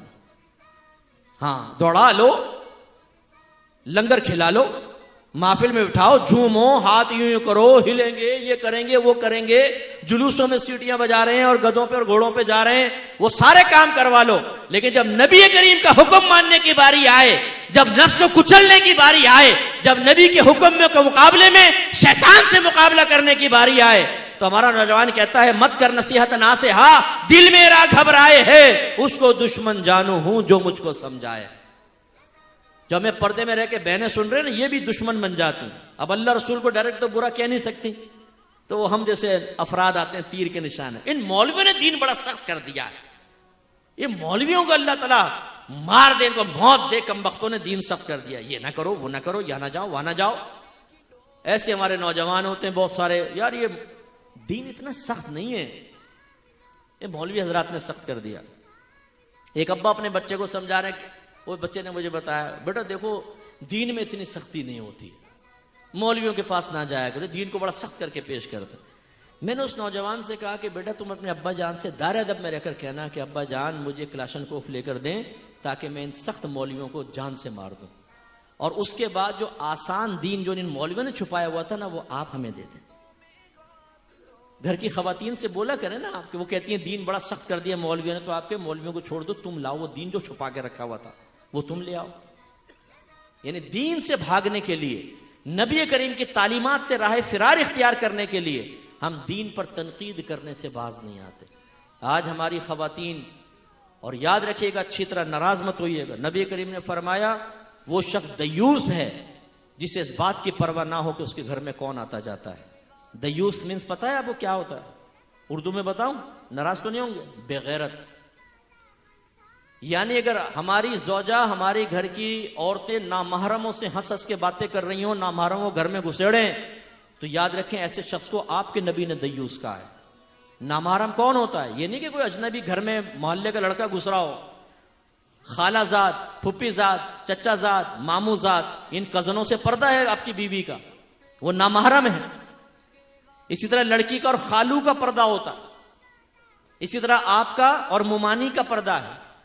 اسی طرح اگر آپ کی چچی خالہ نہ ہو سکی، باہر سے آئی ہیں، تو چچی کا اور آپ کا بھی پردہ ہے۔ ہمارے یہاں کہاں اس کا خیال کرتے؟ اللہ کے نبی پردے کے احکام بیان فرمائیں، اور ہماری حالت یہ ہے کہ اگر ہم اس طرح کی باتیں بیان کریں تو یہ عورتیں ہمارے خلاف بولنا شروع کر دیتی ہیں۔ ارے کیا ہم غاروں میں چھپ کے بیٹھ جائیں؟ دودھ والے سے ہنس کے یہ باتیں کر رہی ہیں، پر سبزی والے سے یہ باتیں کر رہی ہیں، نکل رہی ہے، اور وہ مرد دیکھ رہے ہیں، لیکن ہماری غیرت ہی سوئی پڑی ہے کہ تم کیا کر رہی ہو؟ ایک غیر مرد کے ساتھ دروازے پہ کھڑے ہو کر تم باتیں کر رہی ہو، شرم نہیں آتی؟ بی بی فاطمہ رضی اللہ تعالیٰ عنہ، جگر گوشہ رسول کا عالم یہ تھا کہ آپ نے اپنی خادمہ سے پوچھا یہ بتاؤ حبشہ میں لوگوں کو، عورتوں کو دفن کیسے کیا جاتا تھا؟ انہوں نے کہا کہ ہمارے ایسا ہوتا تھا کہ چارپائی پہ عورت کو لٹا کر چاروں طرف ایک کپڑے کی ڈولی سے بنائی جاتی تھی تاکہ کسی کی نظر نہ پڑے، اور پھر دفنایا جاتا تھا۔ بی بی فاطمہ رضی اللہ تعالیٰ عنہ نے کہا مجھے اسی طرح دفنانا، اور فرمایا اگر میں فوت ہو جاؤں تو رات کے وقت میری میت کو لے کے جانا تاکہ کسی غیر محرم کی نظر میری چارپائی تک پر نہ پڑے۔ وہ بی بی فاطمہ نبی کریم صلی اللہ علیہ وسلم کی بیٹی، تربیت یافتہ، یہ کہے، اور یہ بی بی فاطمہ کو ماننے والی، ان کی نیازیں کھانے والی یہ کہے کہ ہم پردہ نہیں کریں گی، اور گھر کا وہ سرپرست بے وقوف قسم کا وہ کہتا ہے کہ جی میں پرمیشن دیتا ہوں تم بغیر پردے کے گھومو پھرو۔ یعنی کتنی بہنیں مجھے ایسی ملی ہیں جو یہ کہتی ہیں کہ ہمارے شوہر یہ کہتے ہیں کہ میرے دوست آئیں، رشتہ دار آئیں، بلا پردہ سامنے بیٹھو۔ اور ایک شوہر نے تو دلیل یہ دی کہ دیکھو جب میں اپنے دوستوں کے گھر جاتا ہوں ان کی بیویاں میرے سامنے بیٹھ جاتی ہیں۔ یعنی وہ تم اگر بغیرت ہو، وہ اپنی بیویوں کو بغیرت بنا کے تمہارے سامنے بٹھائے تو تمہاری بیوی بھی بغیرت بن کے تمہارے دوستوں کے سامنے بیٹھے اور دعوت نظارہ دے۔ مرد کی نیت کا کیا معلوم؟ ہم میں سے کتنے ایسے بیٹھے ہوں گے جو لوگوں کے سامنے بڑے یوں محتاط بنتے لیکن ٹیڑھی ٹیڑھی آنکھوں سے شادی بیاہ کے اندر سب دیکھ لیتے ہیں نا، لال والی کپڑے والی دیکھ، اچھا کر رہے یوں ہوں گے، انگلیوں کے جھروکے سے دیکھ لیں گے، اور بیوی ساتھ بیٹھے ہوگی اسکوٹر پہ، پتہ ہے بیوی بیٹھی ہو تو ٹیڑھی آنکھوں سے دیکھے گا نا وہ ساتھ میں جاتے ہوئے عورت کو، بعضوں کو ٹکرا بھی جاتے ہیں گاڑیوں سے۔ تو جب ہماری نیتوں میں اتنا فتور ہے کہ شیطان کچھ نہ کچھ ڈال دیتا ہے، تو آپ نے یہ کیسے سمجھا کہ گھر کی عورت کے شیطان سے بالکل پاک و صاف ہو گئی؟ شیطان اس کے ذہن میں خیال نہیں ڈال سکتا، غیر مرد کی طرف اس کی توجہ نہیں جا سکتی۔ یہ ہماری ذمہ داری ہے کہ ہم اس کو روکیں۔ نبی کریم تو یہ کریں اور ہم نہ کریں، غلط چیز ہے نا۔ ایک مرتبہ نبی کریم صلی اللہ علیہ وسلم حجرے میں داخل ہوئے، سیدہ عائشہ صدیقہ رضی اللہ تعالیٰ عنہ کے پاس ایک شخص کو بیٹھے ہوئے دیکھا، چہرے انور کا رنگ بدل گیا، جلال کے آثار نمایاں ہوئے۔ سیدہ عائشہ نے عرض کیا رسول اللہ یہ میرے رضائی بھائی ہیں، یعنی ہم نے ایک ہی ماں کا دودھ پیا ہے۔ تو پھر سرکار کا جلال کم ہوا، یعنی جلال میں تشریف لائے کہ گھر میں اجنبی مرد کیسے؟ ایسی ایک مرتبہ ایک ہیجڑا تھا، اسے پکڑ کر لایا گیا سرکار کی بارگاہ میں، اور عرض کی صحابہ نے یا رسول اللہ دیکھیں اس نے اپنے ہاتھ اور پیر پر مہندی لگائی ہوئی، یہ عورتوں سے مشابہت اختیار کرتا ہے۔ یاد رکھیں ہیجڑا جو ہوتا ہے عورتوں کے پاس جائے گا تو مردوں کے حکم میں، اس سے پردہ واجب ہے عورتوں کو۔ اس میں بھی ہمارے مردوں کو پتہ نہیں ہوتا، عورتیں اندر گھسڑ دیتی ہیں ہیجڑوں کو تاکہ سوال کہ تمہاری شادیاں کیسی ہوتی ہیں، تم جب مرتے ہو تو کیسے دفناتے ہیں؟ ارے بھائی وہ تمہارے لیے اجنبی مرد کی مثل ہے۔ اور مردوں کے لیے عورتوں کی مثلیں یاد رکھیں. لہذا آپ کبھی کبھی سگنل پہ رکتے ہیں, وہ آ جاتا تالیاں بجاتا ہوا, ارے بھائی کچھ دے دے, تو بھائی لگ جاتا اس کے ساتھ. اچھا کیا نام ہے تیرا؟ زلیخا ہے. اچھا یہ وہ, ارے بھائی وہ آپ کے لیے نامحرم ایک طرح سے.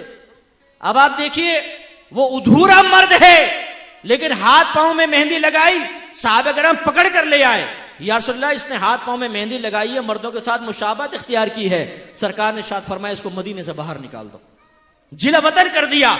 صحابہ نے کہا رسول اللہ اجازت دیں کہ ہم اس کی گردن اڑا دیں کہ عورتوں سے مشابہت اختیار کرتے. سرکار نے فرمایا نہیں, اس کو مدینے سے باہر نکال دو.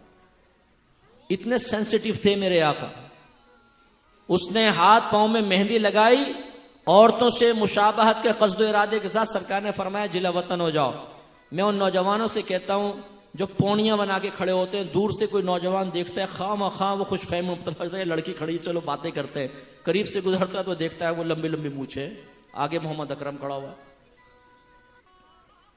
کان میں بندے پہن لیں گے نا, ہاتھ میں کڑے چڑھا لیں گے, چھلے کڑے پہن لیں گے. یعنی اللہ نے مرد بنایا, تمہیں ابھی تک اپنے مرد ہونے کا یقین حاصل نہیں ہے, یہ تمہیں عورتیں بننے کا بہت شوق ہے.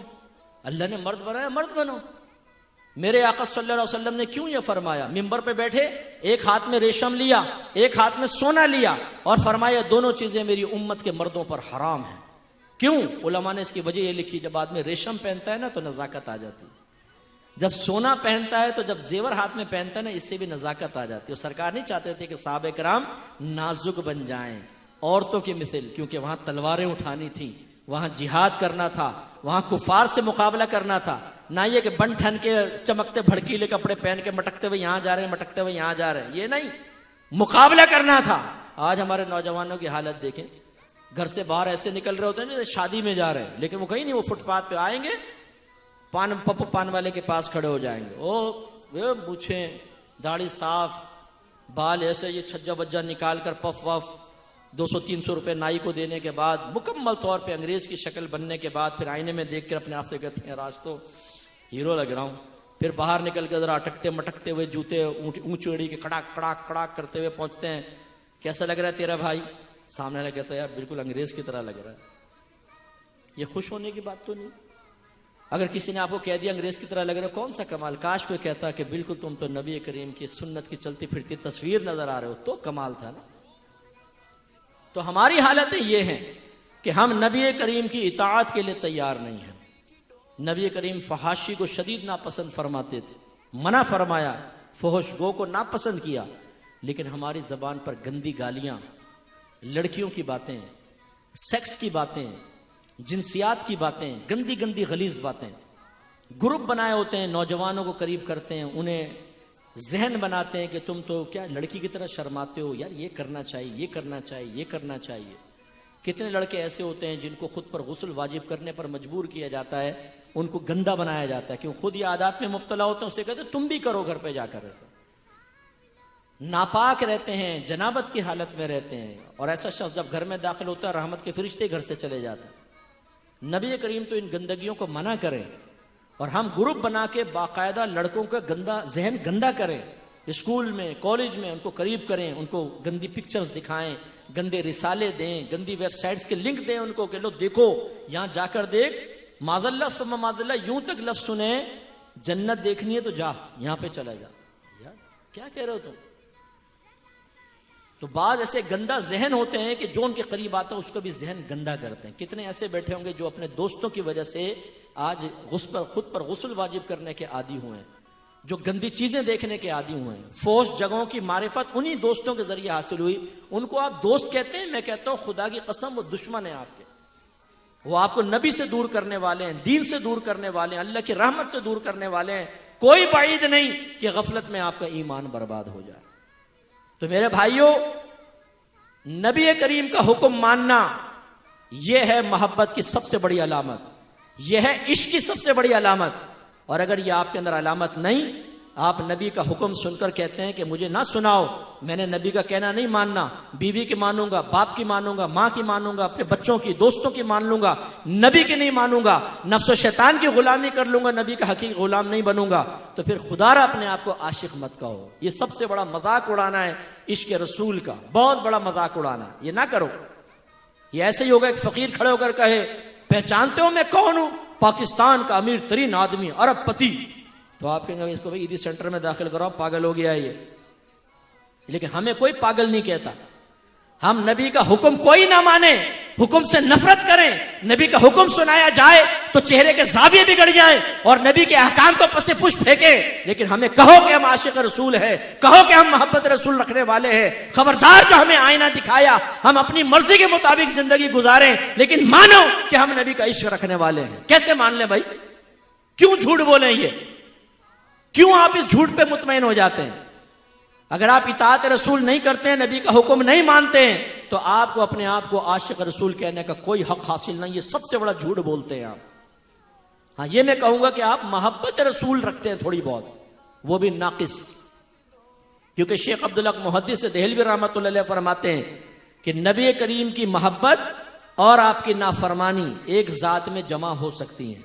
یعنی ایک شخص دل سے نبی سے محبت کرتا ہو لیکن تقاضائے نفسانی میں مبتلا ہو کر گناہ کر بیٹھے، پاسبل ہے.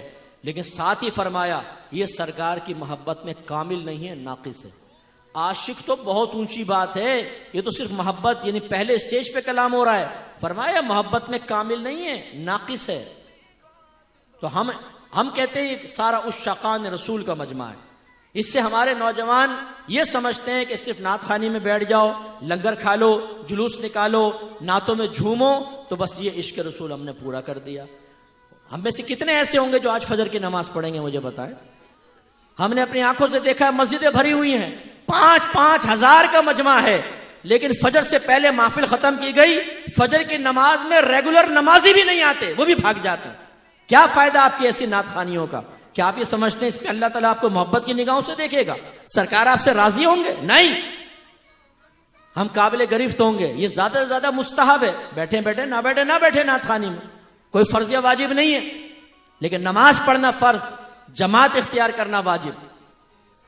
حضرت عمر فاروق ہر فجر کی نماز کے بعد مقتدیوں کے بارے میں دیکھتے تھے، کون آیا کون نہیں، پوچھتے تھے. دیکھا تو ایک نوجوان نہیں تھا، امیر المومنین ہے، لیکن گھر پہنچ گئے. دروازہ بجایا، ماں باہر آئی، فرمایا آج آپ کا بیٹا مسجد میں نہیں آیا، خیریت تو ہے؟ انہوں نے کہا کہ حضور وہ ساری رات نوافل پڑھتا رہا ہے. یہ نہیں کہا نعت خوانی میں بیٹھا ہوا تھا، دوستوں کے ساتھ چلا گیا تھا، ڈیوٹی سخت تھی. نہیں، وہ ساری رات نوافل پڑھتا رہا تھا. فجر کے ٹائم اس کی آنکھ لگ گئی اور اس کی جماعت نکل گئی. نماز قضا ہوئی یہ نہیں کہا ماں نے، جماعت نکل گئی. عمر فاروق رضی اللہ تعالیٰ عنہ نے فرمایا کہ اے خاتون، اگر تیرا بیٹا ساری رات سوتا رہتا لیکن فجر ہمارے ساتھ جماعت سے ادا کرتا تو اس کی یہ فجر کی جماعت اس کی شب بھر کی عبادت سے بہتر تھی. خدا را اس خوش فہمی سے باہر آؤ، سنیوں باہر آ جاؤ. یہ ہمیں دھوکے میں مبتلا کیا گیا ہے کہ تم نبی کے نام کے نعرے لگاؤ، نعت خوانی کرو، نجات پا جاؤ گے. کوئی ایسے سٹینڈرڈ شریعت نے نہیں دیا. اطاعت رسول ہے. میں یہ نہیں کہہ رہا ہوں نعت خوانی غلط ہے، میں یہ نہیں کہہ رہا ہوں اس پہ ثواب ملے گا، یہ ثواب نہیں ملے، نو، ثواب حاصل ہوگا، ثواب نہیں ملے گا یہ میں نہیں کہہ رہا ہوں. لیکن ان سے مطمئن ہو کے سوچنا نبی کی مانو نہ مانو ہمیں جنت مل جائے گی. میدان معاشر میں پہنچیں گے تو فرشتے آئیں گے، حضور ٹنڈن سنی صاحب آپ یہاں کھڑے، جنت تو آپ کا انتظار کر رہی ہے. اور یہ مٹکتا ہوا جھومتا ہوا سیدھا جنت میں چلے جائے گا. مفتی صاحب لائن میں لگے ہوئے ہیں، یہ پپو نکل جائے گا وہاں پہ، کیونکہ ہر رات یہ نعت خوانیوں میں بیٹھا کرتا تھا. بھائی کل ہاتھو برہانکم ان کنتم صادقین، لائیے اگر آپ کے پاس دلیل ہے تو پیش کر دینا.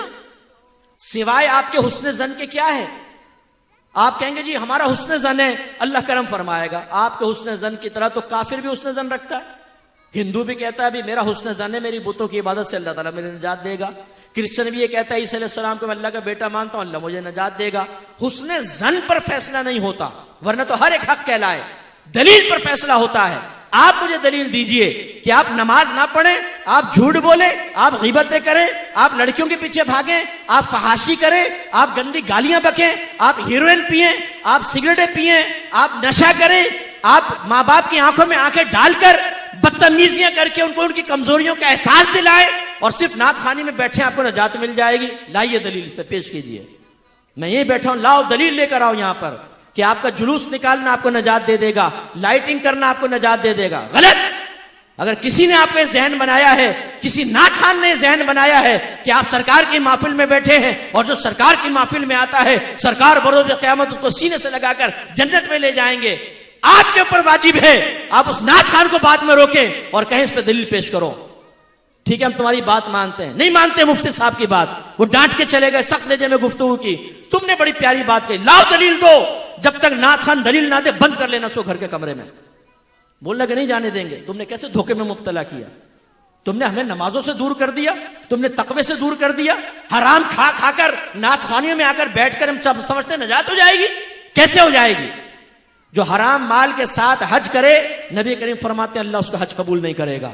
ایک روایت میں فرمایا ایک شخص ہاتھ اٹھا کر اللہ کی بارگاہ میں دعائیں کرتا ہے، گڑ گڑا کر دعا کر رہا ہوتا ہے، لیکن اللہ تعالیٰ اس کی دعا کیسے قبول کرے؟ اس لیے کہ اس کے جسم پر حرام ہے، اس کے پیٹ میں حرام ہے، تو اللہ کیسے اس کی دعائیں قبول کرے گا؟ یہ آپ کی شریعت یہ ہے، ہمیں خوابوں میں مبتلا کیا گیا ہے، جلوس نکالو نجات ہے، لائٹنگ کرو نجات ہے، تیجے 40 میں کرو نجات ہے، 11ویں کرو نجات ہے، تم بروز قیامت آؤ گے سرکار تمہیں بخشوا لیں گے، یقیناً میرے آقا شفاعت کریں گے، انکار نہیں، لیکن جب ایمان بچا کر لے گئے تو ایمان بچا کر لے گئے تو ایمان ضائع ہو گیا گناہ کر کر کے، پھر تو کافروں میں پھر شفاعت نہیں۔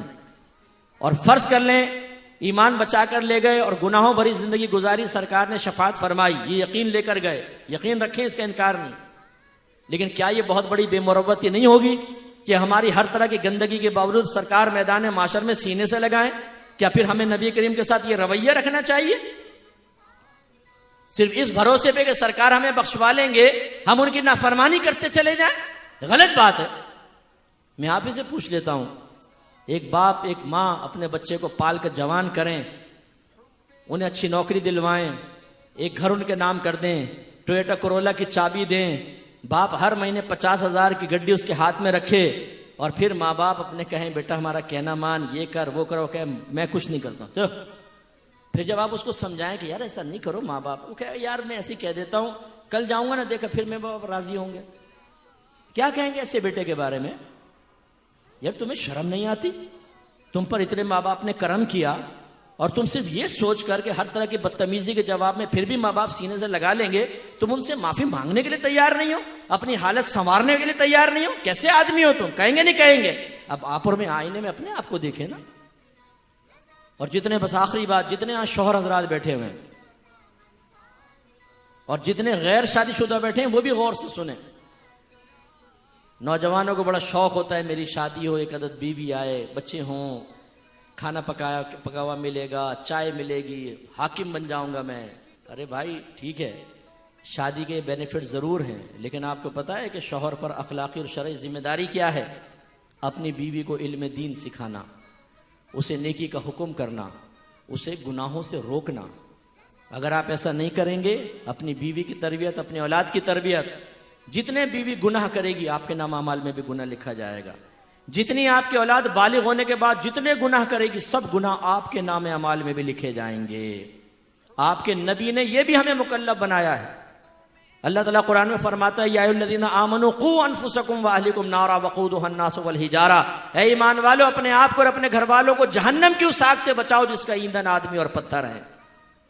اسی طرح نبی کریم نے فرمایا کلکم راعٍ وکلکم مسئول عن رعیتہ، تم میں سے ہر شخص نگہبان ہے، تم میں سے ہر شخص سے اس کی رعایا کے بارے میں کوسچن ہوگا۔ رعایا مینس ماتحت کے بارے میں۔ پھر فرمایا مرد اپنے گھر پر حاکم ہے، اس سے اس کی بیوی اور بچوں کے بارے میں کوسچن ہوگا۔ جتنے یہاں شوہر حضرات بیٹھے ہیں جن کی بیویاں فجر کے اندر پاؤں پھیلا کے سو رہی ہوتی ہیں لیکن وہ خود نماز نہیں پڑھتا، تو کیا کہے گا بیوی کو نماز پڑھو؟ ابا تو اس سے زیادہ خراٹے لے رہا ہوتا ہے بیٹھا ہوا، جوان بیٹا سو رہا ہے لیکن باپ کو اتنی توفیق نہیں کہ لات مار کے اٹھائے کہ اٹھ بغیرت نماز پڑھ، اللہ کا رزق کھاتا ہے، دشمن شیطان کی بات مانتا ہے، گھر میں نحوستیں پھیلی ہوئی ہیں، کئی مہینے گزر گئے، فجر کی نماز نہیں پڑھی ہم لوگوں نے، کھڑا ہو قرآن پاک کی تلاوت کرو۔ نہیں، بیوی بدنگاہی کرے، منہ بھر بھر کے گالیاں بکے، غیبتیں کرے، چغلیاں کرے، شوہر سے بدتمیزیاں کرے، وہ بے نمازی ہو، قرآن کبھی ہاتھ میں لے کر نہ دیکھے، شوہر کو کوئی توفیق ہی نہیں ہے کہ وہ اس کو کہے۔ اور بعض ایسے ہوتے ہیں جو شوہر حضرات نمازی ہوتے ہیں لیکن بیوی کو کچھ نہیں کہتے، خود فجر میں جا رہے ہیں نماز پڑھنے کے لیے، لوگ گواہی دے رہے ہیں بھائی ماشاءاللہ حاجی صاحب جو ہے نا 40 سال ہو گئے آج تک حاجی صاحب کو کبھی نہیں دیکھا مسجد سے باہر، فجر میں موجود ہوتے ہیں، لیکن حاجی صاحب کے گھر میں بیوی سو رہی ہوتی ہے، بیوی بالکل جاہلہ ہے، بیوی کو یہی نہیں پتا کپڑے پاک کرنے کا طریقہ کیا ہے، سب کے پاک ناپاک اٹھا کے واشنگ مشین میں ڈال کر سب کو ناپاک کر کے انہیں نکال کر استری کر کے حاجی صاحب ناپاک کپڑے پہن کر جمعہ پڑھنے آ رہے ہیں، لیفٹ رائٹ، حاجی صاحب کا جمعہ ہی نہیں ہو رہا، ناپاک کپڑوں میں جمعہ پڑھ رہے ہیں، کیونکہ نہ بیوی کو پتا ہے نہ حاجی کو پتا ہے کہ کس طریقے سے ہمیں کپڑے پاک کرنے چاہیے۔ یہ میں اسی لیے دل جلاتا ہوں، جتنے نعت خان جن کو آپ نے دین کا ٹھیکیدار سمجھا ہوا ہے نا کہ یہ ہمیں جنت تک پہنچائیں گے، ان سے آپ شرعی مسائل معلوم کر لیں، ان تک کو پتہ نہیں ہوگا، ان کے گھر میں ان کے ازواج کو پتہ نہیں ہوتا ہے، سب کی بات نہیں کر رہا ہوں لیکن اکثر کو میں جانتا ہوں، ویسے آ کے ایسا آپ کے سامنے شعر پڑھیں گے جیسے دین اگر انہی کے ساتھ درس چل رہا ہے، ورنہ یہ نہ ہو تو دین ہی ٹھپ ہو جائے گا۔ تکبر کا عالم یہ ہوتا ہے کہ بڑے نعت خان کو کبھی آپ نے نہیں دیکھا ہوگا کسی عالم کا ہاتھ چومتے ہوئے، اتنے متکبر ہوتے ہیں۔ یہ یاد رکھیں، نعت خانی فی نفسی کوئی کمال کی بات نہیں، میں دلیل سے کہتا ہوں، دعویٰ کرتا ہوں، پورا قرآن پوری حدیث ایک آیت ایک حدیث لے آئے جو نعت خان کے فضائل پر مشتمل ہو، لے کر آئیں، میں بولتا ہوں، چیلنج کرتا ہوں آپ کو، میں عالم دین کے اوپر فضائل کے اوپر آپ کو سینکڑوں آیات حدیثیں پیش کر سکتا ہوں، نعت خان پر ایک پیش کریں آپ کہ نبی کریم نے فرمایا جو نعت خانی کرے گا نعت پڑھے گا، اور بولتے کیا ہیں، سرکار نے مجھے اپنی نعت کی خدمت کے لیے منتخب کر لیا ہے۔ اچھا بھائی لا دلیل دے، خواب میں آئے تھے سرکار، یا تجھے ٹیلی فون کیا تھا، یا کسی کے ذریعے پیغام پہنچایا تھا کہ تو اس خدمت پہ مامور ہو جا؟ کس نے کہا تھا؟ وہ آپ کو متاثر کرنے کے لیے۔ اور ہم بعض اوقات عالم اور نعت خان کو بالکل برابر کا درجہ دیتے ہیں، بلکہ بعض اوقات تو نعت خان اوپر ہو جاتا ہے، عالم نیچے ہوتا ہے۔ آپ کی مسجد کا امام وہ اگر بیٹھا ہو اور ایک مشہور بڑا نعت خان آ کر بیٹھے، آپ کا امام حقیر ہوگا، چاہے وہ عالم دین ہو، وہ نعت خان کو بڑا صوفہ دیا جائے گا، امام صاحب سائیڈ میں بیٹھے ہوں گے۔ یہ تقسیم کس نے کی ہے؟ یہ نعت خانی کو اتنا اوپر جو آپ نے چڑھا دیا ہے، جو ریاکارانہ، بعض نعت خان ریاکارانہ نعت پڑھتے ہیں، پیسے کے لیے نعت پڑھتے ہیں۔ اگر آپ ان کو پیسہ نہ دیں، آپ بلائیں نعت خان کو، بولیں پیسہ ایک بھی نہیں دیں گے، آ جائے نا، اللہ کے لیے پڑھنا، چل میں بھاگ جا گیا۔ میں نے ایک دفعہ فون کیا ایک نعت خان کو، ان کے اسسٹنٹ نے اٹھایا، میں نے نام نہیں ظاہر کیا، میں نے کہا فلاں ہیں، بولے وہ مصروف ہیں، آپ بولیں کیا کرنا ہے۔ میں نے کہا میں نے کہا چلو آزماتا ہوں، میں نے کہا ایک نعتیہ محفل رکھنی ہے، ان سے ٹائم لینا ہے۔ ہاں بتائیں، میں ان کے اسسٹنٹ ہوں۔ اچھا لے جاؤ، بڑا سخت اس نے رکھا ہوا نا۔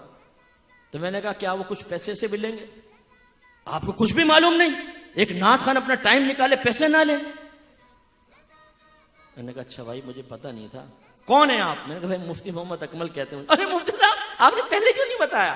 یار تم ابھی تو ڈانٹ رہے تھے مجھے، تم مجھے ذلیل کر رہے تھے فون کے اوپر، ابھی میں نے نام لیا تو تم نے فوراً، اگر یعنی عام آدمی ہو تو ذلیل کرو اس کو جتنا مرضی، پیسے کے بغیر تم آتے نہیں ہو، پیسے لے کے استنجا خانے میں جا کے لفافہ گنتے ہو کتنے پیسے دیے، کم ہوتے ہیں تو آ کے لڑنا جھگڑنا شروع کر دیتے ہو۔ ان کو کوئی ثواب نہیں ملے گا جو پیسے کے لیے پڑھے۔ کسی نعت خان پہ بدگمان بھی نہ ہو، معذاللہ میں پرٹیکولر کو نعت خان کا نہیں کہہ رہا ہوں، لیکن میں ان لوگوں کے درمیان بڑا رہا ہوں۔ یو کے میں نے کتنے سفر کیے ہیں، یہ گاڑی میں سوتے رہتے ہیں نماز نہیں پڑھتے، جہاز میں سوتے رہتے ہیں نماز نہیں پڑھتے، لیکن وہاں جا کے جب نعت خوانی کریں گے، اوئے ہوئے ہوئے ہوئے، لگتا ہے پورا دین کا درد ان کے اندر آ گیا، روئیں گے اور یہ اور رلا دیں گے پبلک کو، اور نماز پڑھیں گے نہیں۔ یہ نہیں کیا کر رہے ہو؟ اور آپ نے ان کو ہیرو بنایا ہوا ہے۔ جو باشرہ نعت خان ہو، اللہ کے لیے پڑھے، ان کی شناخت پہچان کو اتنی مشکل نہیں ہوتی، ان کو عزت ضرور دیں، کسی پہ بدگمانی بھی نہ کریں۔ لیکن میں آپ کو جو بات سمجھانا چاہ رہا ہوں وہ یہ کہ آپ اگر صرف اس خوش فہمی کی دنیا میں نعتی اشعار سن کر گم ہو گئے تو یاد رکھیں اس کا انجام بڑا دردناک ہے۔ معیار بنائیں اپنے نبی کی تعلیم کو، معیار بنائیں صحابہ کرام کو۔ بس آخری سوال، بیان ختم، یہ بتائیں کسی صحابی نے ایسا کیا کہ انہوں نے سارا دن نعت خوانی کی ہو، ساری رات نعت خوانی، اور بیٹھے بیٹھے سرکار کے یا رسول اللہ یا رسول اللہ یا رسول اللہ یا رسول اللہ کے تسبیحیں پڑھی ہوں اور نعرے لگاتے ہوں باہر نکل، غلامی رسول میں موت بھی قبول ہے، لیکن پھر نہ نماز پڑھی، نہ روزہ رکھا، نہ قرآن کی تلاوت، نہ جہاد پر گئے، نہ جماعت سے نماز پڑھی، اور وہ معذاللہ گناہوں میں لگے رہے۔ لیکن جب ان سے کہا گیا کہ آپ یہ کیا کر رہے ہیں تو کہا کہ دیکھو تسبیح تو پڑھتا ہوں سرکار کی، نعت خوانی بھی تو کر رہا ہوں، سرکار کے نام کے نعرے تو لگا رہا ہوں، تو نجات ہو جائے گی۔ ہے کوئی ایسی مثال؟ بولے ہے نہیں ہے نا؟ لیکن ہمارے ہاں ہیں، مثال نہیں مثالیں ہیں۔ ہم خوش فہمی میں مبتلا ہیں، یہ محافل ضرور کریں، اللہ تعالیٰ اس پر ثواب بھی دیتا ہے، اگر اس کی رحمت جوش میں آئے تو بخشش و نجات کا ذریعہ بھی بن سکتی ہیں، لیکن گارنٹی نہیں ہے۔ اصل چیز معیار شرع کیا ہے؟ اطاعت رسول۔ تو میں گزارش کرتا ہوں اپنے قریبی جو مسجد میں عالم دین ہوں ان کے پاس جائیں، ان سے گزارش کریں، بلکہ کوئی کمیٹی والے ایسے ہوں، اور ہو سکتا ہے ہو بھی رہا ہو، میں ایک سجیشن دے رہا ہوں، اپنے کمیٹی والوں سے جا کر کہیں کہ ہماری مسجد میں فرض علوم کورس کا انعقاد کریں، ہمیں فرض علوم سکھائے جائیں جس میں عقائد بھی ہوں گے، احکام شرع بھی ہوں گے، گناہوں کی معرفت بھی ہوگی، وہ سیکھیے۔ اور اگر آپ کو، اور اپنے گھر کی بہنوں کو سکھائیے، اگر آپ کو کہیں پر بھی کوئی نہیں ملتا میرا نمبر لے لیجئے گا، آن لائن کورس کر لیں، فرض علوم کورس کریں، اپنے گھر کی بچیوں کو کورس کروائیں، انتہائی امپورٹنٹ ہے۔ اور پھر اطاعت رسول کی طرف آئیں۔ اطاعت رسول کب ہوگی؟ جب آپ کو احکام رسول پتہ ہوں گے، اور احکام رسول کب پتہ چلیں گے؟ جب آپ سیکھیں گے۔ ایسے تو حکم آپ کے گھر میں تو نہیں آ جائے گا، آپ سیکھیں ذہن استعمال کرنے کے بارے میں کیا شرعی احکام ہے، آنکھوں کے بارے میں، ناک کے، زبان، ہاتھ، آپ کا ستر شرمگاہ، آپ کے پیر، پیسہ کمانے کے کیا احکام ہیں، پیسہ خرچ کرنے کے کیا ہیں، کرائے پہ چیز کو لینے دینے کے احکام کیا ہیں، تجارت کے کیا ہیں، انویسٹمنٹ کے کیا ہیں، یہ تمام، دوستی کرنے کے احکام کیا ہیں، دشمنی کرنے کے احکام کیا ہیں۔ جب آپ کی تمام چیزیں دائرہ شریعت میں آ جائیں گی تو پھر آپ حقیقی عاشق رسول بنیں گے، ورنہ اس سے پہلے صرف زبانی دعوے ہیں یا حسن ظن ہے۔ آخری بات، میری کتاب ہے قرب الہی جو میں نے ابھی لکھی ہے، خاص طور پہ میں نوجوانوں سے گزارش کرتا ہوں تھوڑا سا پیسہ جمع کر کے کتاب خرید لیں۔ ہاشم صاحب یہاں ہوتے ہیں، ان سے معلوم کر لیجئے گا، انشاءاللہ میرا نمبر ان کے پاس ہے، یہ آپ کو پہنچا دیں گے، مطلب کانٹیکٹ نمبر دے دیں گے جن سے آپ کو کتاب منگانی ہے۔ یہ کتاب کیا ہے؟ اگر آپ اس دور میں رہتے ہوئے اللہ کا قرب حاصل کرنا چاہتے ہیں تو فرسٹ اسٹیپ کیا ہے، پھر سیکنڈ کیا ہے، پھر تھرڈ کیا ہے، پھر فورتھ کیا ہے، پھر ففتھ کیا ہے، اسٹیپ وائز آپ کو بتایا گیا ہے کون کون سی چیزیں بری ہیں، کون سی اچھی ہیں، کس طرح آپ برائی سے بچ سکتے ہیں، کس طرح اچھائی کو اختیار کر سکتے ہیں۔ یہ اس وقت تصوف کی ایک بیسٹ بک ہے، اس لیے نہیں کہ میں نے لکھی ہے، آپ پڑھ کر دیکھیں، انشاءاللہ آپ یہ کہیں گے مفتی صاحب بہت اچھی ہے۔ خاص طور پہ والدین سے میں گزارش کرتا ہوں اپنے گھر میں رکھیں، بچوں کو دیں۔